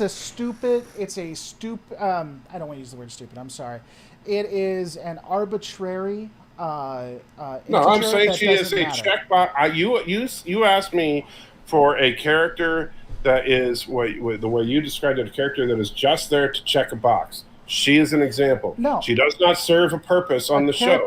We have a chief engineer on the show. His name is Stamets. Stamets is not a chief engineer. He is a. He was until she showed up. No, he wasn't. He was actually always he was. I'll bet he you was money. called. He was actually. It's funny because in the behind the scenes he said he was the chief engineer until all of a sudden she shows up and now she's the chief engineer. I don't care what it says behind the scenes. Can you give me? I know you don't. But can you give me a specific scene where he has made the injury? He was the guy in the engine room. It wasn't. No, they've never shown. Okay, so the ship just didn't have a chief engineer then. The chief, yes, that's one of my things. Really? So the experimental ship with the experimental drive, the guy that's in charge of the experimental drive on the experimental ship isn't the chief engineer, and the ship just doesn't have a chief engineer. So first off, it's not that the ship doesn't have a chief engineer; it doesn't show us one. Okay. I think that. But then they pick up a random lady, and now she's the chief engineer. Michael, welcome to TNG first 5 episodes of season 1. But I'm not again. If you're going to compare this to season 1 of TNG, that's not a very good defense. It just means it's badly written. We agree that it's badly written. Well, yeah. So, and also, just because someone is... And Sisters, they absolutely do show engineering. They show engineering all the time. It's they just don't. Show me where engineering is. It's where the spore drive is. That is... Okay, so the spore drive also does... Actually, that absolutely is, because when they show engineering in other ships, it looks just like that room. Guys, I didn't know on my channel, just so you know, those warp cores that you saw, they're actually spore drives. So that's some... No, the spore drive is in the engine room. Where's the warp core? Behind them, up those steps on the back. I'll donate $20, and I'll have one of those chocolates. Hold on. Let's find out together. Good sir. Let's do it. We're going to look this up together. Hold on. Star Trek Discovery Spore Drive Room. Images. Okay, Michael. You show me. Hold on. I'm going to share this with you. You show me on this where the warp drive is. I'll give you $20, and I'll have one of those things. Hold on. I'm doing it right now. I'm bringing up the image for you. Oh, I'm looking. I got it right here, buddy. Right here for you, my bestie. Okay, good.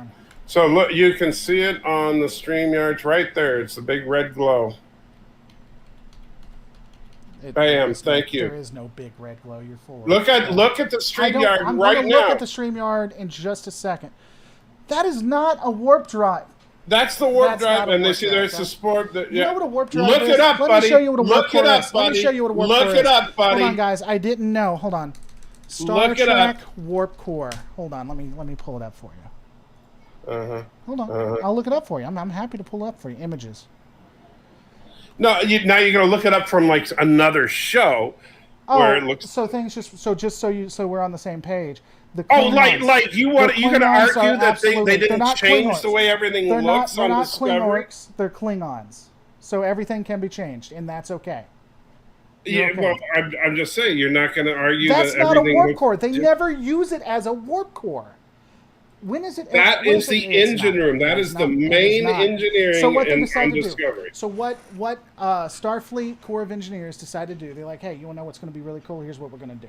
We're going to take our engineering section, and we're going to put it right in the same room as as a science experiment, and we're only going to have scientists in there. Hey, you know what with they no also engineers. do? They also put a freaking He's- roller coaster he has for never- an elevator he has track never in there called- for some reason. He has never called an engineer. When has he ever been called an engineer?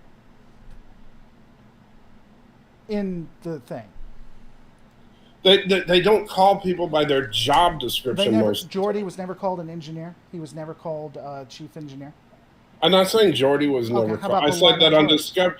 I'm not saying on other shows. I'm saying on this show. Was Burnham called a science officer? Occasionally. Was she called an executive officer before she got whatever? She was called number 1 by Georgiou. Okay. Was Georgiou called a captain? But Stamets first of all, Stamets is the special snowflake that is. it doesn't matter. First of all, you're deflecting and, I'm not and, deflecting. and gaslighting. I'm not because deflecting. I've caught you. And no, you are I've so caught you. I'm gaslighting not right gaslighting now anything. because I already proved to you that I didn't showed prove you where the anything. engine. You asked showed me me where a the red engine light. room was. It's not You an said engine you would room. donate and It eat is a not chocolate an if I engine could room. show you. I'm not eating that a is chocolate because absolutely. it's not a warp core. That is not a warp core. You don't know what you. Okay, you don't know what you. Look it up. Look, where do you want me to show me? Tell me in the show where it says that's a warp core. Yeah, that's what I thought. It's not a warp core. So even though everything that you can find shows that is in fact Nothing the engine you can room. find. Where does it say it's the engine room? Look up Discovery engine room. First off, it's never called the engine room. Okay. Look up Discovery engine room from TrekMovie.com. Okay, so just so I better understand. Just so you know that if you go to TrekMovie.com. Just so I better understand, TrekMovie.com is your end all be all source. So as long as I find it on TrekMovie.com, then it's what it is. It's sacrosanct. Just so we're.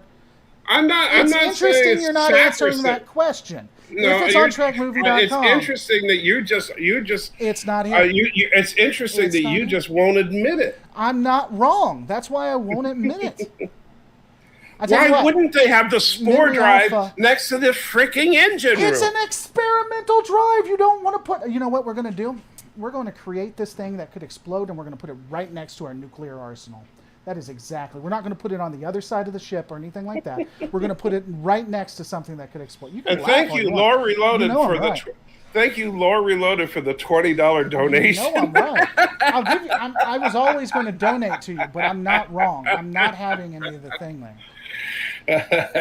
I'm not wrong. I like watching old married couples bicker. Well, I'm glad we're here for you, Mick. That's what we. I'm not wrong. It's fine. You don't. Yeah. You can't. You're not you wrong. Can't bring it in show because you got to go to Trek Movie. You got to go to the freaking engine room. That's not the engine room. Just notice that Lore Reloaded is saying that's not the engine room. The most well-known source where all alpha canon comes from, TrekMovie.com, people. TrekMovie.com. Well, just because I'm not going to sit here and watch the show right now live while we're having a discussion. Well, if you're not going to do that, what was interesting was when Stamets and Lorca had that conversation, Stamets was like, it's really crazy how we've never met the chief engineer. I know I'm not, and this room we're in is specifically not the oh, yeah, I'm sure that's exactly what he said. Word for word. I'm sure that's exactly, That's exactly what happens since we're not going to pull it from the... so full of crap. Since we can make stuff up like we want. And Lorca was like, it's really not. At least I provided evidence. You didn't. You gave me TrekMovie.com. Find it on Memory I Alpha. gave you a freaking picture of the set. Yeah, I looked up that set too, and you showed me the spore drive. And what's the set labeled as? Engine room. Where? On TrekMovie.com? Wow. I don't. Okay, can you give me a bit? Let's go to StarTrek.com. Is it on StarTrek.com? I don't know. I haven't gone to the StarTrek.com. Well, smarter than me. Let's see.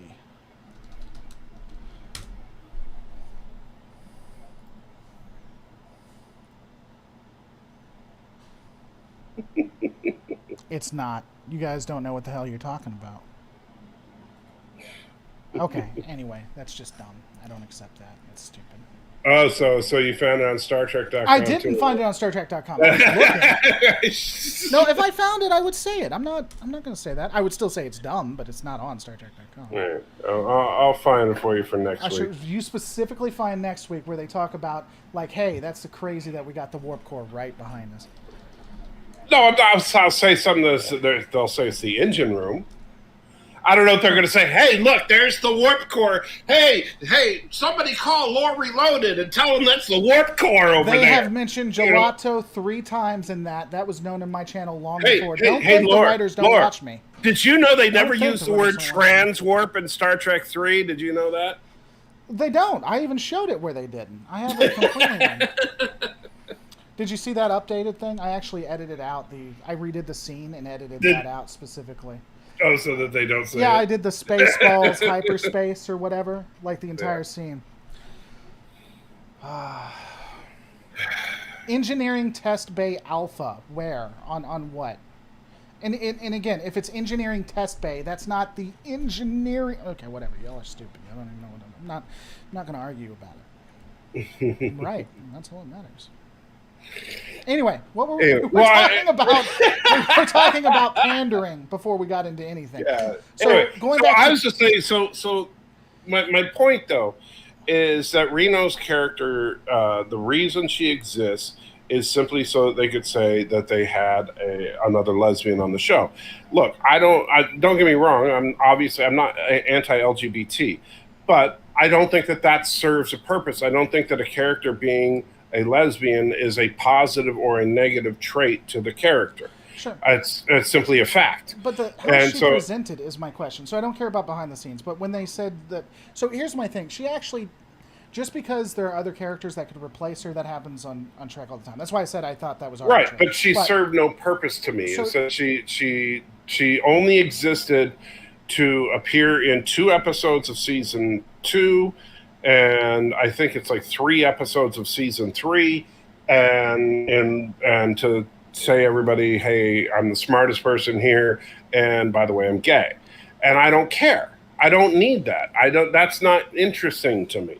So, the piece that she adds, or the value that she adds, instead of just being, what you said, is twofold. She was a good foil. A good challenger for Stamets. Not until her last appearance. Okay, even if she got into it with Stamets before her last appearance, but even if we assume... I think it was her last 2 appearances, I'll give you that. She found a purpose, if we're going to say that. I do think that even if we accept... I don't think Stamets... Even if I'm wrong about that being engineering, I don't think I am. But even if I am, I don't think Stamets was ever meant to be the chief engineer. But even if he was, he always was more science-based, more science division, and she actually brought like the engineering piece to it. Like he failed as an engineer, in my opinion, if he was the chief engineer. You know what I'm saying? Because he never felt like a Geordi or an O'Brien or anything, and I think she actually brought that. I will actually grant you that I think she feels more like an engineer than he does. The problem, though, is that and I would even grant you that I think that she and he work well together. But if you were going to do that, I honestly think then you should drop another character or 2 from. I think the show suffers from too many characters. Number one, there are way too many characters on the show. Sure. And so, for example, let's get rid of Tilly. We could get rid of I can't remember her name, the chick with the robotic thing over her eye. The 7 of 9. The pilot. Yeah. You get rid of a couple of characters and consolidate and make it so that we have 4 or 5 well-developed characters instead of 10 characters that we hardly can keep track of. Yeah, Dietmar was the other one saying it. So I would be okay with having Jet Reno on the show as Stamets's foil, as you say. I think they actually did work better together. No, we can't get rid of. I can't pronounce her name. Owash. Oh man, the navigator, because black women are magic, and I don't want to make all black women. I mean, everybody. Well, here's. Yeah. But I, like, so I would see, like, if we had the two of them in engineering, but also all technical and scientific problems go through them, and so period. I think I also want to say, and again, this may be later, but she also sometimes took the magic away from Michael in some ways. Because when they were building the, I don't know if you remember this part or not, but when they were building the suit, the special space suit of specialness that can hit a starship and still survive somehow. Oh, the red ink. And yet the starship crashes. But anyway, let's not even get.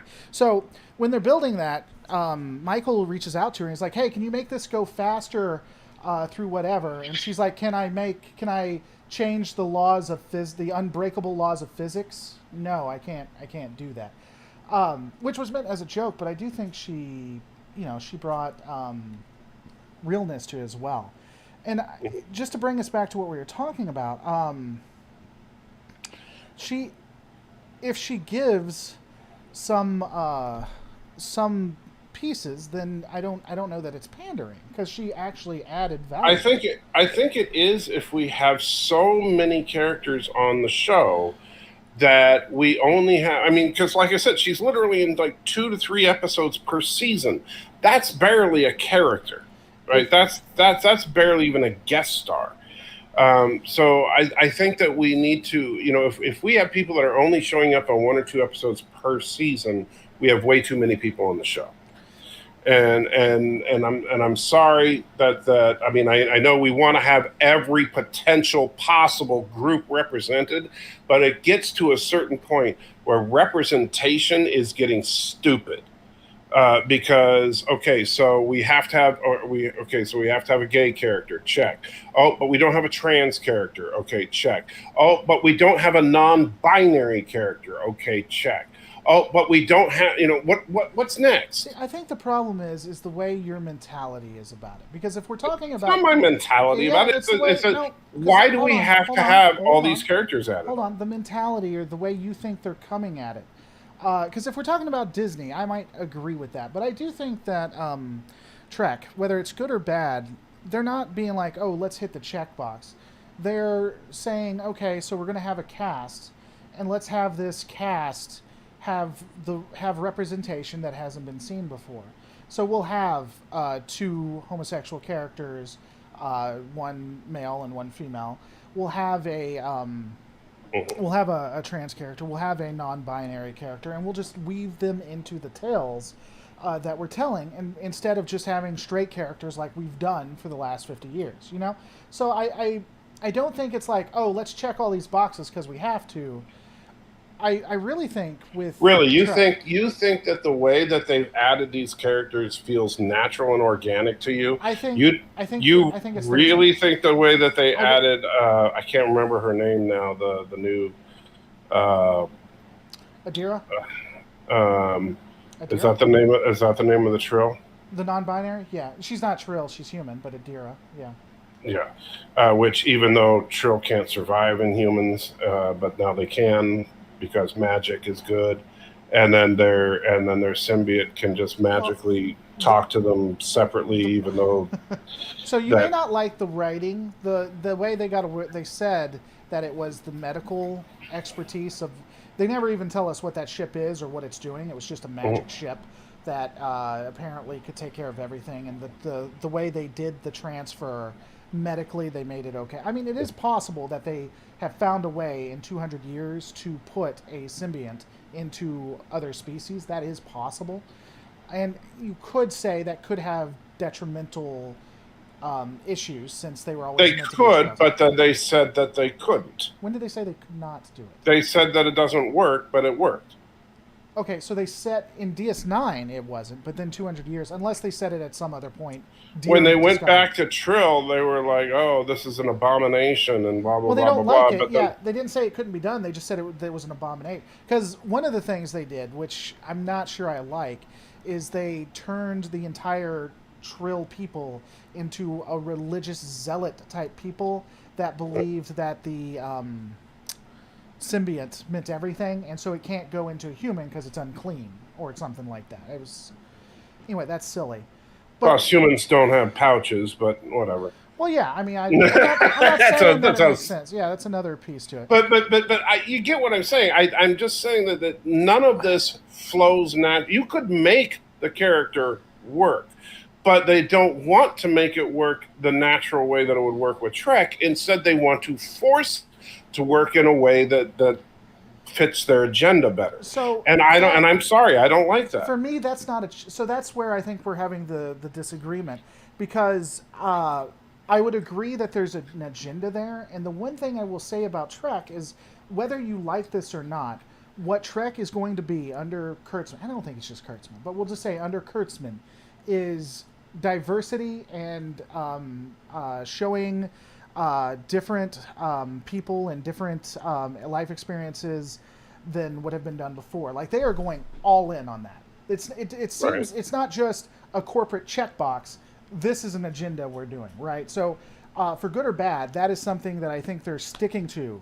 And so that's why I don't think it's a checkbox. I agree, but I think they're going to kill the franchise doing it. I genuinely I think they will, because the problem is that it's one thing to, because like with the original series, they did push boundaries with Deep Space Nine and all the shows. They would push boundaries, but they knew how far to push boundaries.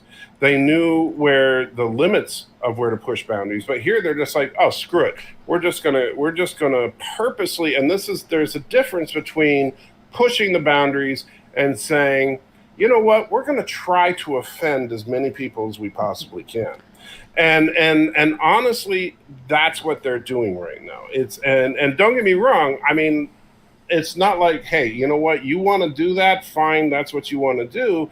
But then it's part of your plan to go out there and say F you to half your fan base, and, you know, actually have your actors out there saying F you to half your fan base, and you're trying to offend them with your content. Well, yeah, I think you're going to probably run your franchise into the ground. So, Discovery Season 1, I agree that's what they did. Right. And I don't think Discovery's going to bounce back. Okay, I really don't. I think that they have forever been marred. I agree. I don't think they tried to do that in Discovery Season 2 nor Discovery Season 3.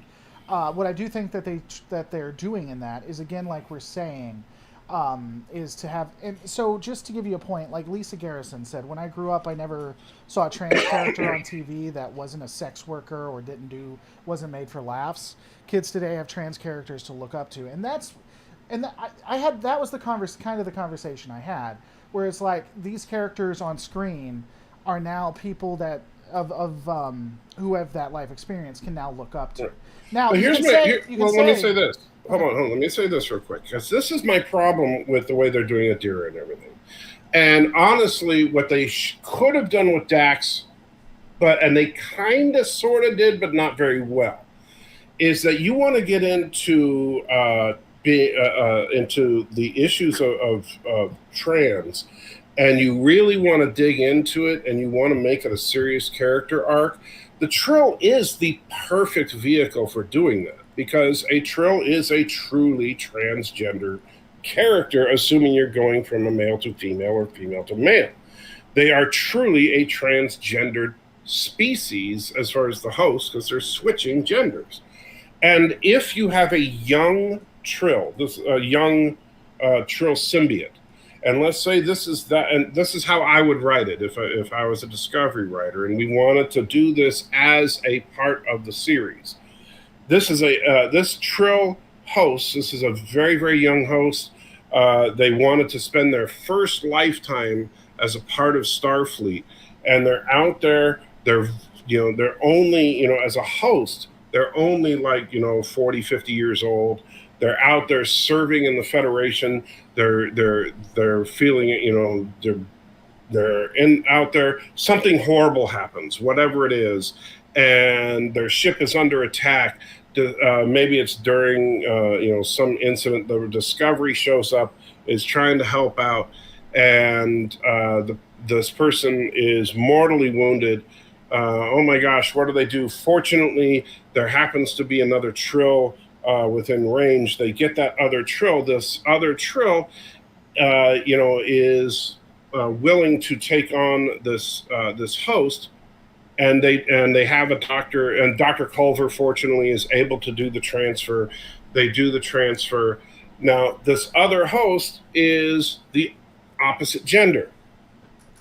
Now, remember, this is a young host, only 40, 50 years old. This is their first transference to a new host. They've never switched genders before. They weren't prepared for this. This new host wasn't trained for it. Now you have a true transgendered individual who is shocked into this, who feels like they're in the wrong gender. They truly have those feelings that someone going through. I'm sorry, I don't know the technical name for a person that dysphoria. Yeah, true dysphoria, and you could really, really get into that, and I think make it in a way that people could probably understand a little better than just saying, "Oh, they're talking to their imaginary boyfriend." That's so. I'm not a huge fan of that, because that. Mm-hmm. I agree that is shoehorned in, and it's like, we see you. I agree. I don't think that's pandering, but that is definitively shoehorned in and silly. Right. I don't disagree that would be an interesting arc or anything like that. The only thing I would say is, again, what they're.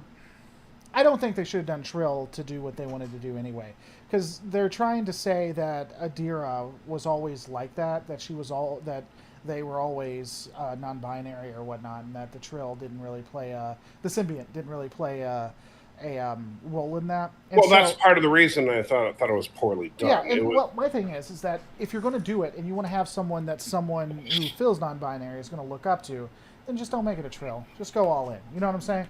Or you can do it with the species or whatever. But if they're going to do it because the person feels that way, then they should just go in. They shouldn't have a Trill there for just a symbiont there, just to have a symbiont.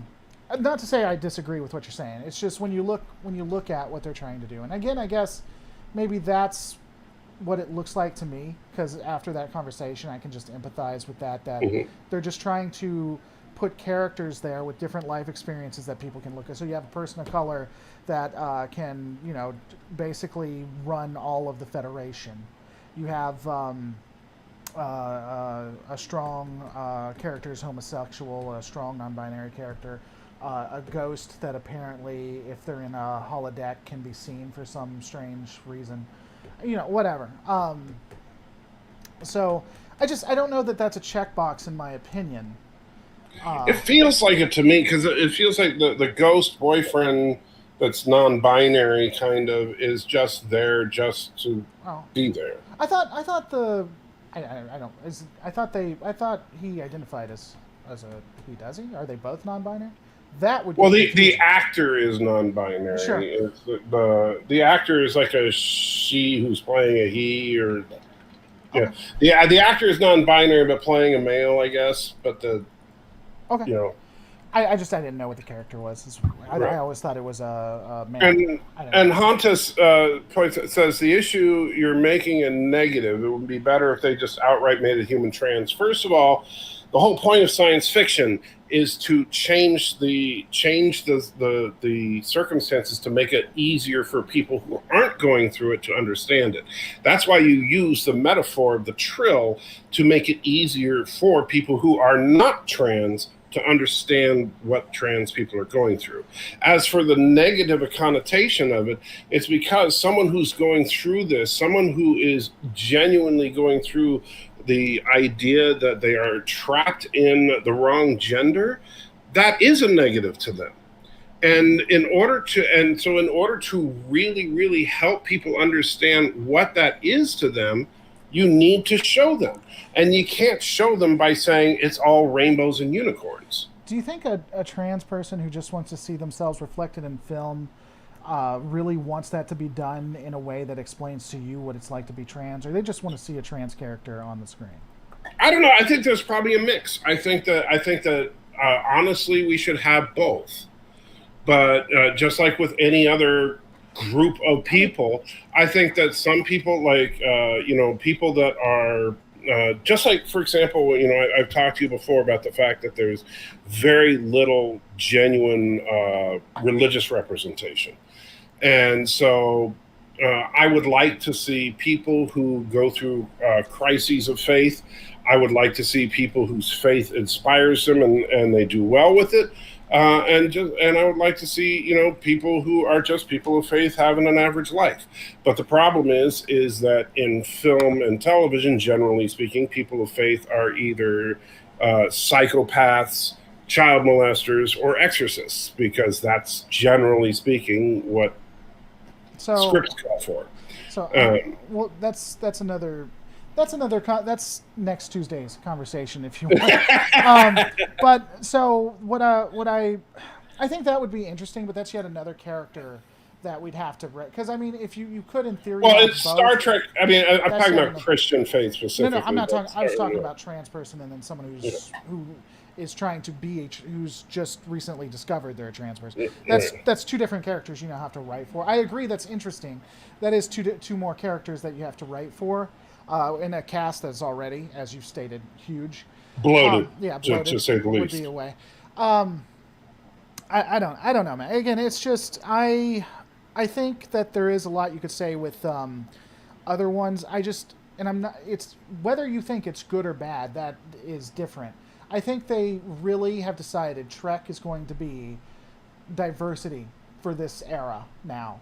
And so, but again, it's not diversity. It's that we're trying to. The problem with Discovery, it's not that Discovery is a diverse cast. I have no problem with that. It's that we're adding more and more and more and more and more people to the cast, but we don't. We have too many people as it is. We need to, if you want to have, if you want to have five, I don't care what the gender / ethnic makeup of the cast is, as long as the storytelling is interesting. The biggest problem with Discovery is not the diversity factor of the cast. The biggest problem with Discovery is the storytelling has sucked balls. Okay. And so, but we also have way too many people, right? And so let's first and foremost get rid of the extra cast members, so we can get rid of Tilly and Detmer and other extra characters, and then focus in on the characters we want to focus in on. Write some good stories. We don't need to make this a soap opera in space. Let's make this a sci-fi show again, which is what Star Trek is supposed to be, and see what we can do with it. Well, and something really cool, and I'm glad that you and me can be here. So there's a person named Brian McFarlane in your chat, and I'm really excited because you and me get to actually introduce him to Star Trek. So Brian McFarlane said, I didn't see sexuality used over and over and over again in other Treks. So I'm really excited to tell you about the original series. There's a character by the name of Kirk, Captain Kirk. He's actually one of the main protagonists, who liked to use sexuality over time. He got in all kinds of trysts with women and stuff. If you look at the Next Generation, there's going to be a character named Riker that you're going to want to take a look at. They also did some weird stuff with Deanna, but where you really want to get it, where, my friend, you need to go is for Deep Space Nine. There's a character named Jadzia Dax who would sleep with anyone that had a pulse, and there were multiple times that we get to see that sexuality. There is even a sex planet in all three of those series, I think, called was Risa in the original? Risa was not in the original. I'm sorry. In the Next Generation and in Deep Space Nine, called Risa, where it was literally a sex planet. To be clear, the original series had Wrigley's Pleasure Planet, which so apparently there's more than one hooker planet. Apparently. And I'm sure Brian knows because you and me have similar dispositions. I'm joking around for the most part. I'm not really taking a shot at you specifically, Brian. I think sexuality happened A lot, and I just don't think that we noticed it as much until it was done with writing that was questionable at best, especially in Discovery season 1. I think, I think I the just don't think problem it was with noticed. I'm sorry. right, I think the problem with Discovery is not. Again, it's not the sexuality of the characters. It's not the diversity of the characters. It's the fact that the stories just suck. And it's the same thing. Like when what happens is, and this is, and not to mention the Orion sex slaves. You're right, Hontus. What happens, and this is true across the board with every Trek show. It's true of every Star Wars iteration that's existed. Is that when it's good, we forgive the problem. You know why nobody talks about the first 2 seasons of Star Trek The Next Generation?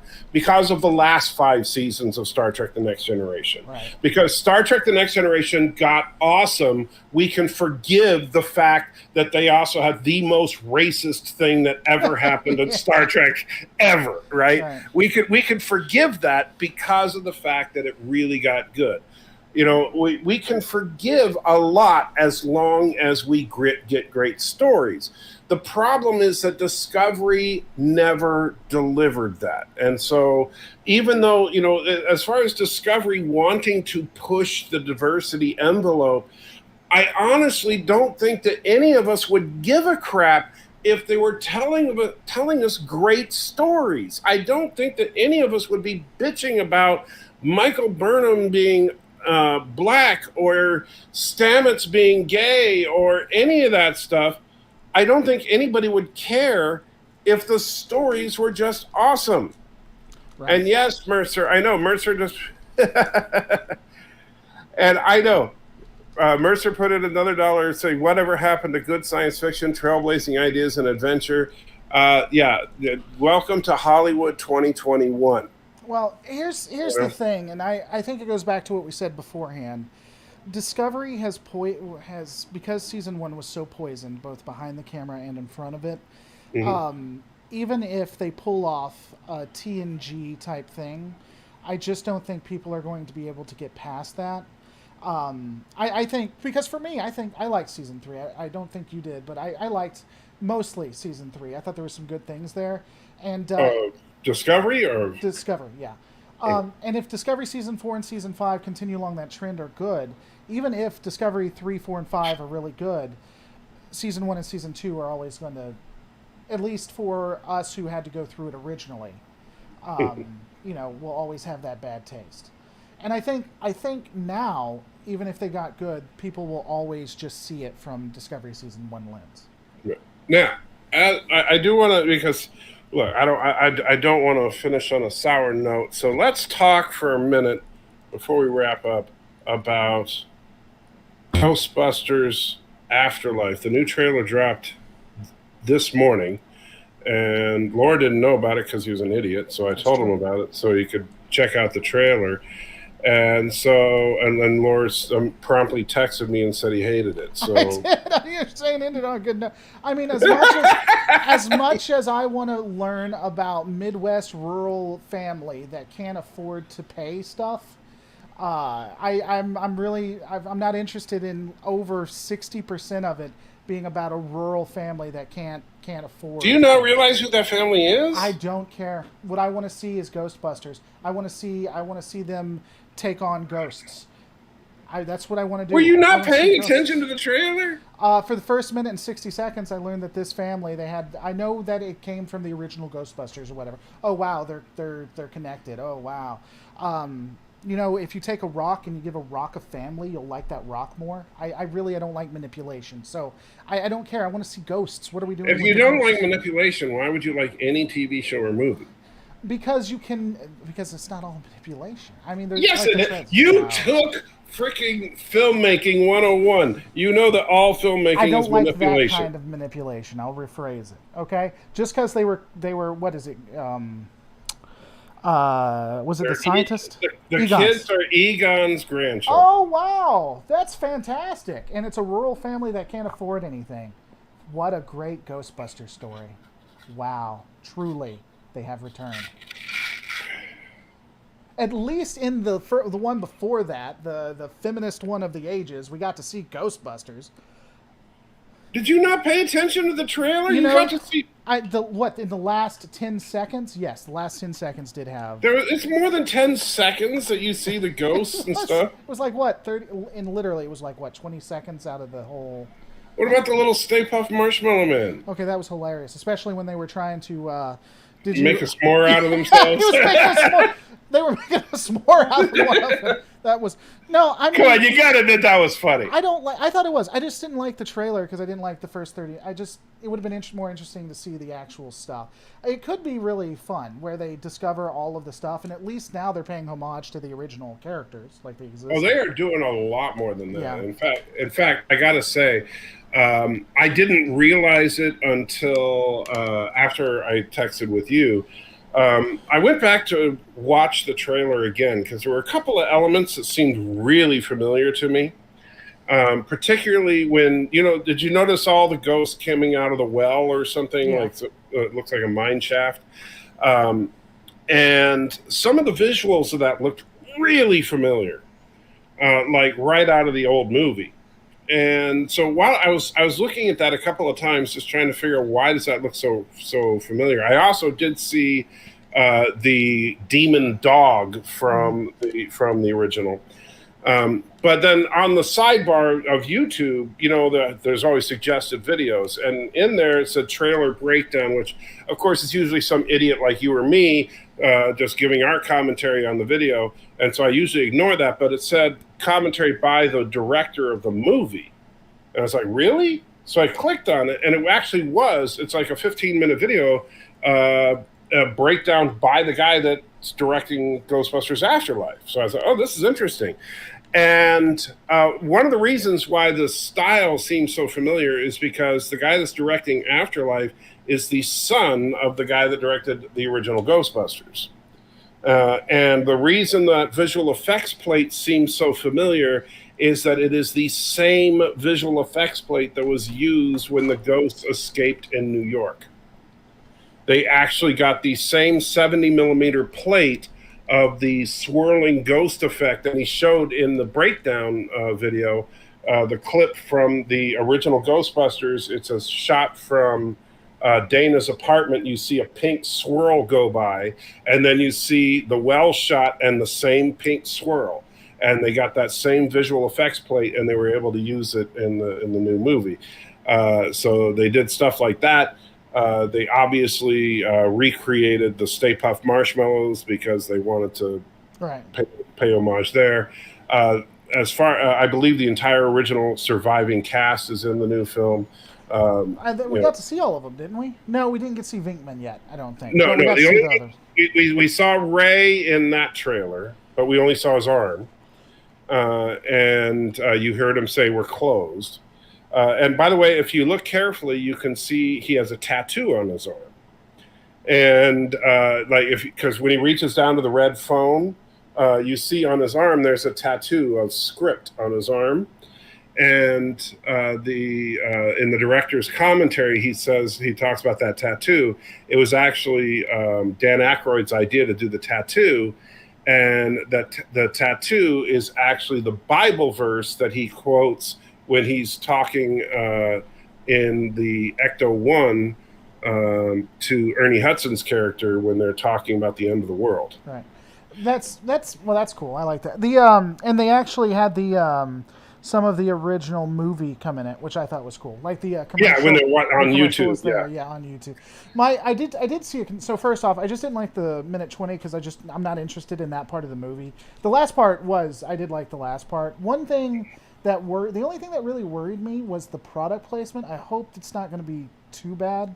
There was quite a bit of product placement there, which I hope they don't go too far into. Well, Stay Puft Marshmallows isn't a real product. Right? Well, sure, but YouTube and Walmart, and they had another one that was there. They had a lot of product. I just hope it's not like a Power Rangers where the donut place saves. Right. The YouTube, I actually kind of like the YouTube just because I get really tired of seeing people like going on to online to search, and it's some generic, version of YouTube. It's just like, that what really bugs me is when you see like Peter Parker getting online and he's searching on Bing, Right. and it's like, yeah, right, come on, just go to Google. Yeah. Please. Bing, stop trying to get product placement because everybody uses Google. The Uh, well, it's kind of, I like the upgrades too. I don't think they were ever in the original. oh yeah, like the gunner seat on the side of the Yeah, Ecto and the other one. stuff like that. It would be interesting, and I think it'd be pretty cool if they picked up the family business. Like after that, like this is like the origin story for Phase 2 of Ghostbusters or whatever, where they Right. return. I think it would be curious. Like you said, they brought the original stuff. It makes me wonder if they're going to try to bring back. Oh, what was his name? You had the dogs there. The art guy. He was in the art, and they had to destroy the art painting. Oh, I know who you're talking about. But from Ghostbusters 2, you mean? Yeah, if they brought him, if he's like the big bad that's going to be brought back somehow, I think that might be. Well, since they have the dog, I'm assuming it's going to be Gozer again. That's possible. I guess that. Um, I don't know. It'll be really interesting. And I mean, hopefully they use the original cast better too. right. I mean, clearly, obviously, it's sad that obviously they can't bring back Egon, Right. but I like the idea that it's Egon's legacy that we're dealing with. Right. Because the two kids are Egon's grandkids. They are basically, you can tell they're a lot like him. Paul Rudd, so the director's commentary is kind of nice to fill in a little bit of the holes there. Paul Rudd, at first, I thought he was just going to be a cameo, but apparently he's like a main character in this. He is a seismologist. And oh yeah, and I forgot Mercer. I did say I would read that when we got to the Ghostbusters thing. Earlier said I like the trailer considering that the idea of kids fighting ghosts can seem kitschy. The main story about Egon and his legacy is just like Jason continuing it's like Jason continuing his father's film. Ray at the end with the tattoo was great. Great callback. I agree. And well, what I was saying is Paul Rudd. So Paul Rudd is a seismologist who's going to this little town because this town, even though it's in the middle of Oklahoma, is getting earthquakes. There's no faults. It doesn't make any sense. There's no faults. And so he's trying to figure it out, but he needs to pay the rent while he's there. So he gets a part-time job as a summer school teacher, and he's trying to figure out what's up with these earthquakes. And one of Egon's kids is the only kid smart enough to help him figure it out. Right. And so, but the kid's like, yeah, maybe it's something a little more sinister. And then Paul, obviously, and from the looks of it, Paul is going to become either the keymaster or probably the keymaster because he's male. Well, the interesting thing, it kind of goes back to what we were talking about with Discovery. The one thing I will say, I think what the relevant parts of the trailer gave is that it's going to be fun. Like it's not like it's going to be like the original movies were just fun. That's what they were. And I think that's what it's a return to. It's not a feminist film or anything like that. It's a return to fun. I'll tell you, and I'm going to do a video about this tomorrow, if I can, after my doctor's appointment, if I have some time. But I have a theory as to why Ghostbusters 2016 failed, and why the original is a classic, and why I think this one will succeed as well. And it's not feminism or any of that, and it's certainly not the talent level, because I think that Ghostbusters 2016 certainly had a very talented cast. If you look at pound for pound, the ladies involved on that were very funny ladies for the most part. But the difference between Ghostbusters 1984 and Ghostbusters 2016 and this one is that what 1984 and Afterlife have in common and 2016 didn't, is 2016 was a comedy. Ghostbusters 1984 and Ghostbusters Afterlife are horror movies with funny people in them. And there's a difference between the two. And so it's like, because like if you look at the Ghostbusters 1984, yeah, we look back on it and oh sure, it's a funny movie, but try to put yourself and I know you're younger than me, but for me, when I first saw Ghostbusters in theaters, it was not done as a comedy. It was done as a 1984 horror movie. It just happened to have four wisecracking idiots in the middle of it, right? Yeah. And if you think about it, any other person facing down with Gozer at the end, and the Destructor would have been some huge demonic monster, not a 50-foot marshmallow man. Right. So it's really, and the demon dogs were darn scary looking, really. And granted, the visual effects were limited for the day, but they tried to actually have a serious ghost movie just with wisecracking fools in the middle of it. And I think they're doing the same thing with this movie. And it helps that the son of the original director was there, and his dad was a consultant with him in making this movie. Whereas 2016, they went in with making a slapstick comedy, and that's not what Ghostbusters should be. Well, there's I still stand by. I mean, I see that, and that makes a lot of sense. I still think the movies were fun. They still had like fun with them.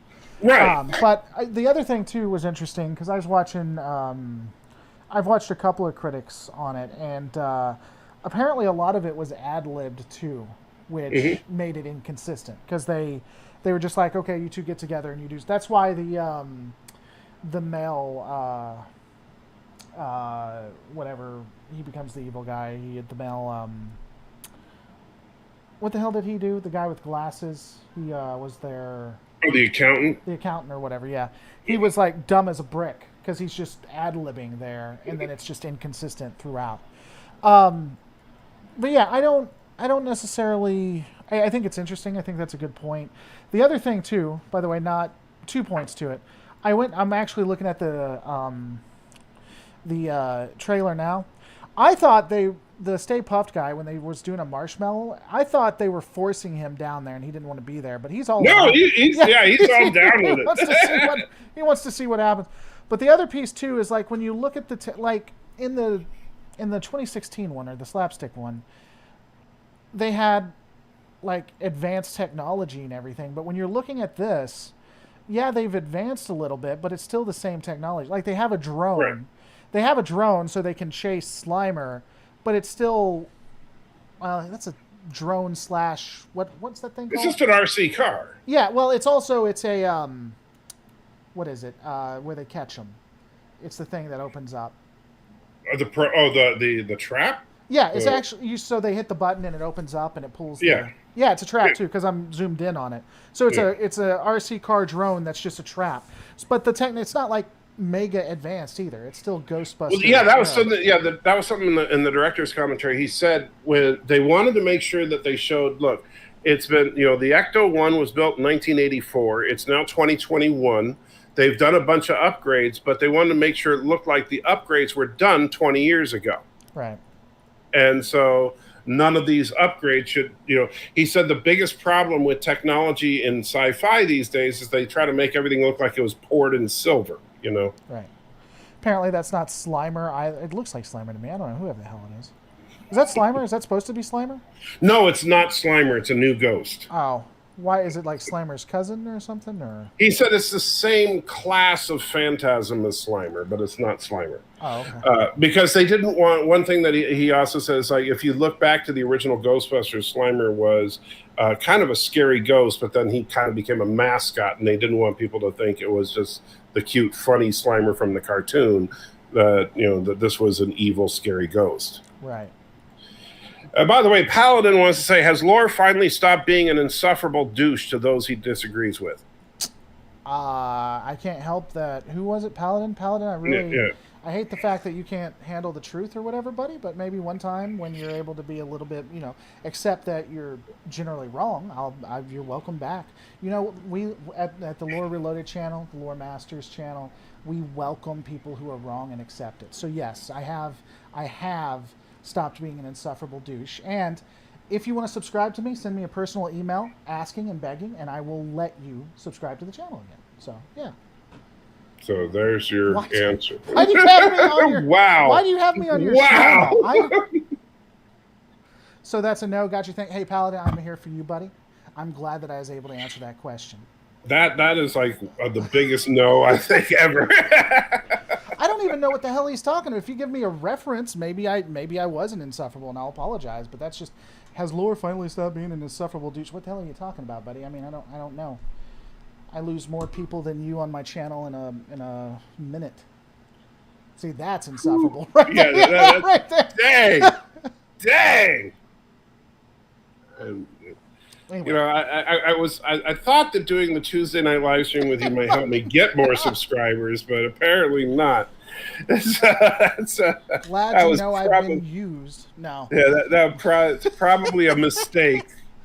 I mean, I'll apologize if you want me to. I mean, I'm sorry, Paladin, that you can't take controversy. Please don't leave or anything. No, I honestly, I don't know what he's talking about. I don't know. No, Laura is always, he's just the right amount of douchiness. The same.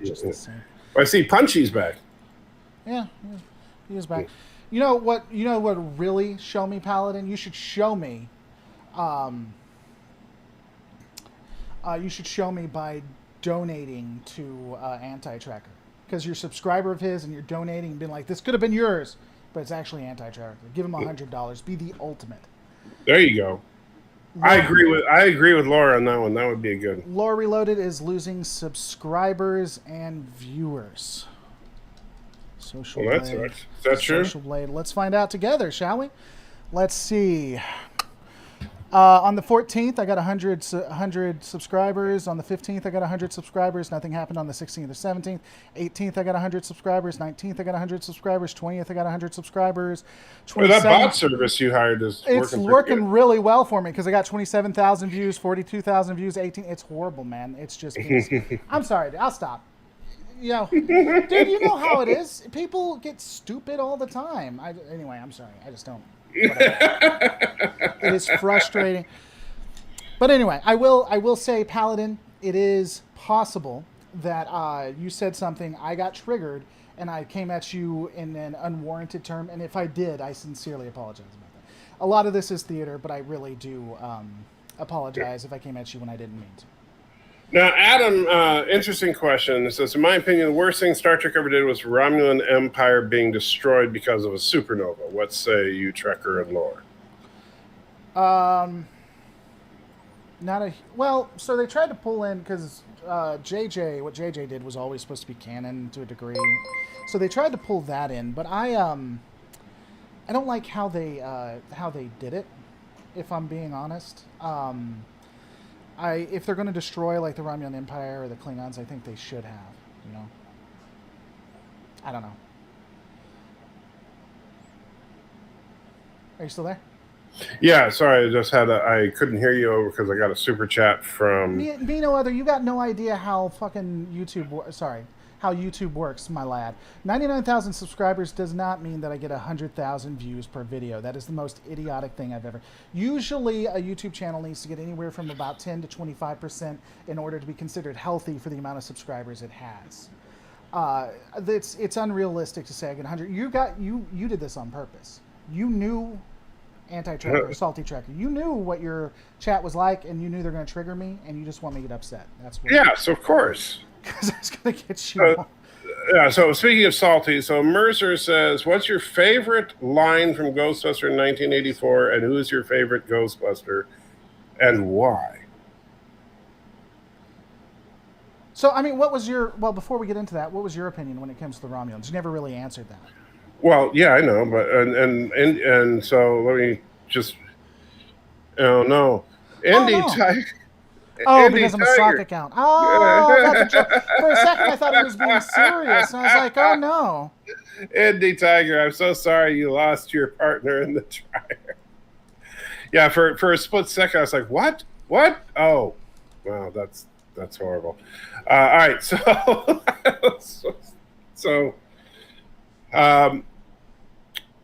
All right. So first of all, on the Romulan thing, I think that the JJ explanation of a supernova that was going to wipe out the whole galaxy was just stupid.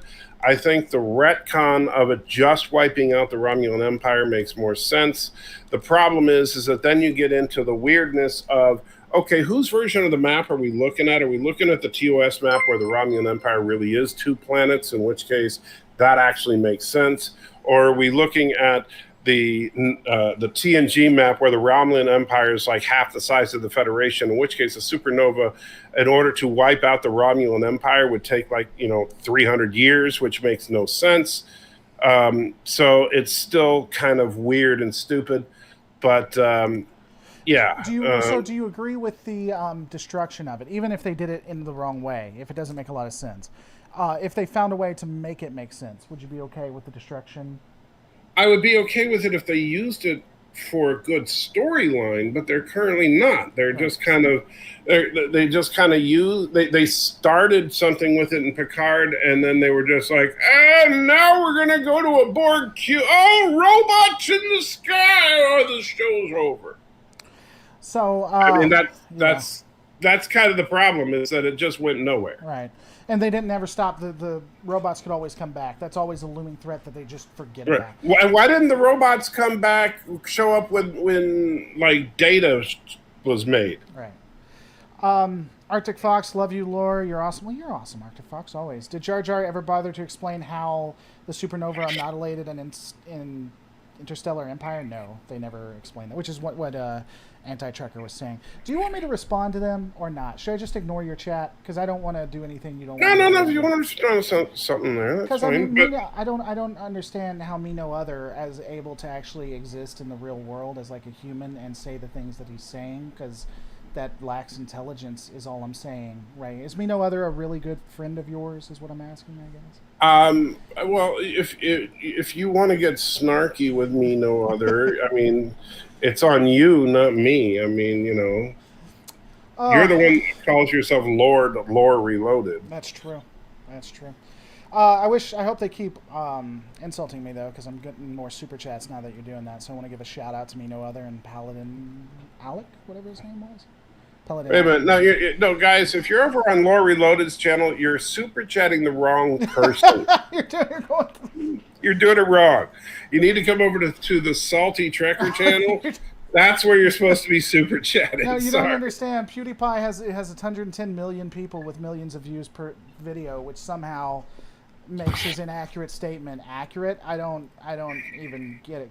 For mine, not in his. Can I get an F in the chat for Me No Other's brain? We need to donate to the Salty Trekker to help out. To help Me No Other is what we need. All right, I'm sorry. It is easy to get me wound up. I agree.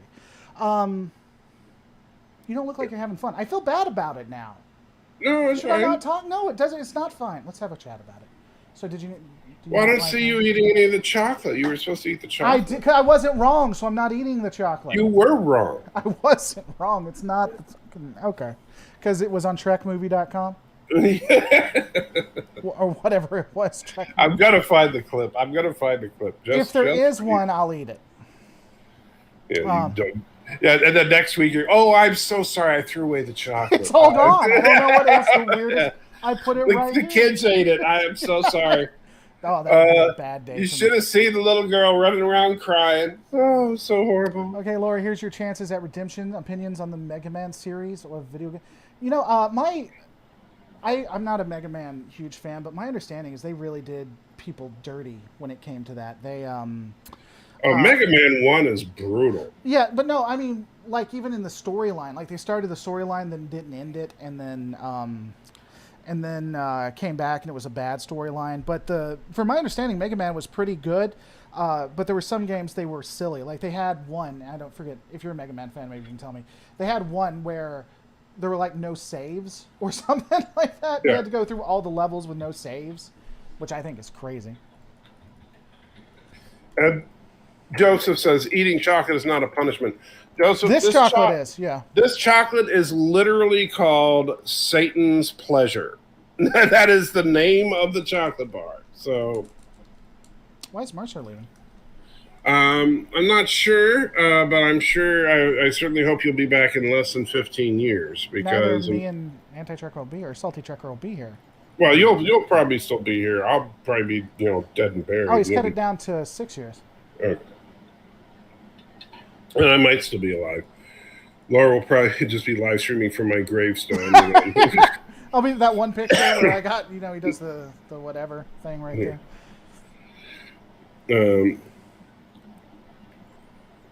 And now me no others talking about space stocks. 295,000. Why are you talking about other people who have lots and lots of subs? I don't understand. Because what he said is, I have near 100,000 subscribers, but I don't have 100,000 views per video, which is really stupid and shows that he doesn't do YouTube. And then he's like, well, if you look at what some other channel, Doomcock had 200,000, he gets 100,000 views, which again just defeats his point because he has 200,000, he isn't getting 200,000 views. But even then, it just shows Doomcock's a lot healthier. Oh, Mercer's upset because you didn't answer his Ghostbusters question. Oh, I'm sorry. What was your question? It was, who's your favorite Ghostbuster? Oh. What's your favorite Ghostbuster line? I'm sorry. I apologize. I like, I have to think. And no, Thomas, I did not eat a cheese ball for that $20. And as you can see, the little thing in the corner is not turned on because I'm not doing cheese balls tonight. But I will do cheese balls again soon, probably on Sunday. You know who I really like the actress. Oh man, I'm horrible with names. The redhead, who Annie Potts. Yeah, she answered all the calls and whatever. Yeah, she's going to be. She's in the trailer for the new one. I saw her. I actually did. I liked her a lot just because of her demeanor and everything. Yeah. Ghostbusters, what do you want? Yeah, she just didn't care. And I think that, I don't know if you ever watched the cartoon, but I was a huge fan of the cartoon back in the day. Like the original. The real Ghostbusters. Yeah, the real Ghostbusters or whatever, which has an interesting backstory in itself. But she had a lot of cool one-liners there, too. So I just always liked that character. So, and favorite line? I'd have to think. It was probably... Does it have to be from the movies, or would it have to be... I think he's wanting for something from the movies, yeah. I like the Do, Re, Mi, Egon thing. I thought that was clever. Do, Re, Mi, Egon. Yeah, I remember that, yeah. Yeah, I thought that was clever. How about you? What are yours? So, as far as character, Egon, I've always just loved Egon. He's just so odd. And, man, best line... Probably the old, Ray, when somebody asks you if you're a god, you say, yes. Which I would love if there's a callback to that in this movie. Right. Like if somebody asks if you're a god and Ray has to answer and he's like, yes. I would love to see that. Right. Piano Dean wants to know if you ever watched the We Didn't Start the Canon video on my homepage. Yeah, I did. I watched it when it first came out. Yeah. I've also had several times where I had to try to instantly cut it off because I'll go to your channel on live, and that it's the one that auto plays. Yes. And so We Didn't Start the Fire starts auto playing on my live stream. Mm-hmm. So I liked it. You put that one together, didn't you? Yeah, I wrote most of the lyrics, and Piano Dean actually is the performer there, and then I edited the actual video. And so, yeah, I love that song. Yeah. And then Jordan says, what happened to the store? Is it not showing up anymore? By the way, did YouTube take away the stores? My site's calling me an easy site, an easy fight. You're an easy fight? Yeah, like an easy lay or whatever. Well, you like kind of... It is easy. Yeah. It is easy to trigger me. I'll grant that. Yeah, Laura's easy to, that's one of the reasons. Laura's one of those guys. See, I love Laura, but I can only love Laura from a distance. It's true. When he was living next door, yeah, I wanted to punch him in the face every day. That's only natural. The nice thing is I do have footage of him running around his yard naked. And if he ever makes me really mad, it's going on the internet. When was I naked? Well, I was dressed. I remember in Portland, I was dressed. Well, no, we've everybody's seen that. You want to talk about Jesus? No, they're talking about the one where you remember you're being chased by a bunch of clones, Oh yeah, and I did several different ones. and one of them is just like quite the exhibitionist. You should. You could. I don't know if you could edit it right, but edit it like if something bad happens or there's an apocalypse, you'll have that one Yeah, playing or whatever. yeah, I'm thinking about that. Like just like yeah. You Hey have me guys. shoot in that one. You have me shooting myself too, right? So you can always Yeah, just show that. one of you shoots yourself in the Yeah. face, and it just, I just remember. Oh man, when we were doing that, it had rained so bad, and then like these white. Remember the like it was a pond or whatever. yeah, and you were dancing in Yeah, and then there was it. these like white slugs or something that was coming out. I don't know if you Yeah, remember those or not. It yeah, I was. remember and you were just like rolling around in them. I don't. I didn't enjoy it, but yeah, it was. You're a weirdo, man. I am pretty weird. Yeah, Laura will do anything. I mean, it's crazy that we would do that stuff and nobody would watch it. It's like now, it's like people do stuff half as good and get 8 million views. I'll bet you if we did that now and put it on the Laura Reloaded channel, you'd get a bunch of views though. I don't. We've talked about that. Unless it's like Trek or has a spaceship in it, people don't watch it. That's the But thing. what YouTube if is so fickle? It is so fickle. I get that? But here's the thing. What if we did like? And man, I'm brain's starting to think like the world's worst. Like we make Lower Decks look like that's like the A team, right? Yeah, so it's like, oh man, that could be brutal. Yeah, well, and I mean, we did a lot of stuff that, like, I remember we had one where you were talking because the characters was I was a demon and you were an angel, and so we played with that a little bit, and then there was one where it was for something. I was attacking you with a sword, and like you were sitting talking on a phone while I was running behind you. Like with the sword or whatever, at the last moment you just pull out a lightsaber. Like it was like completely through me. Oh yeah, I'm trying to remember.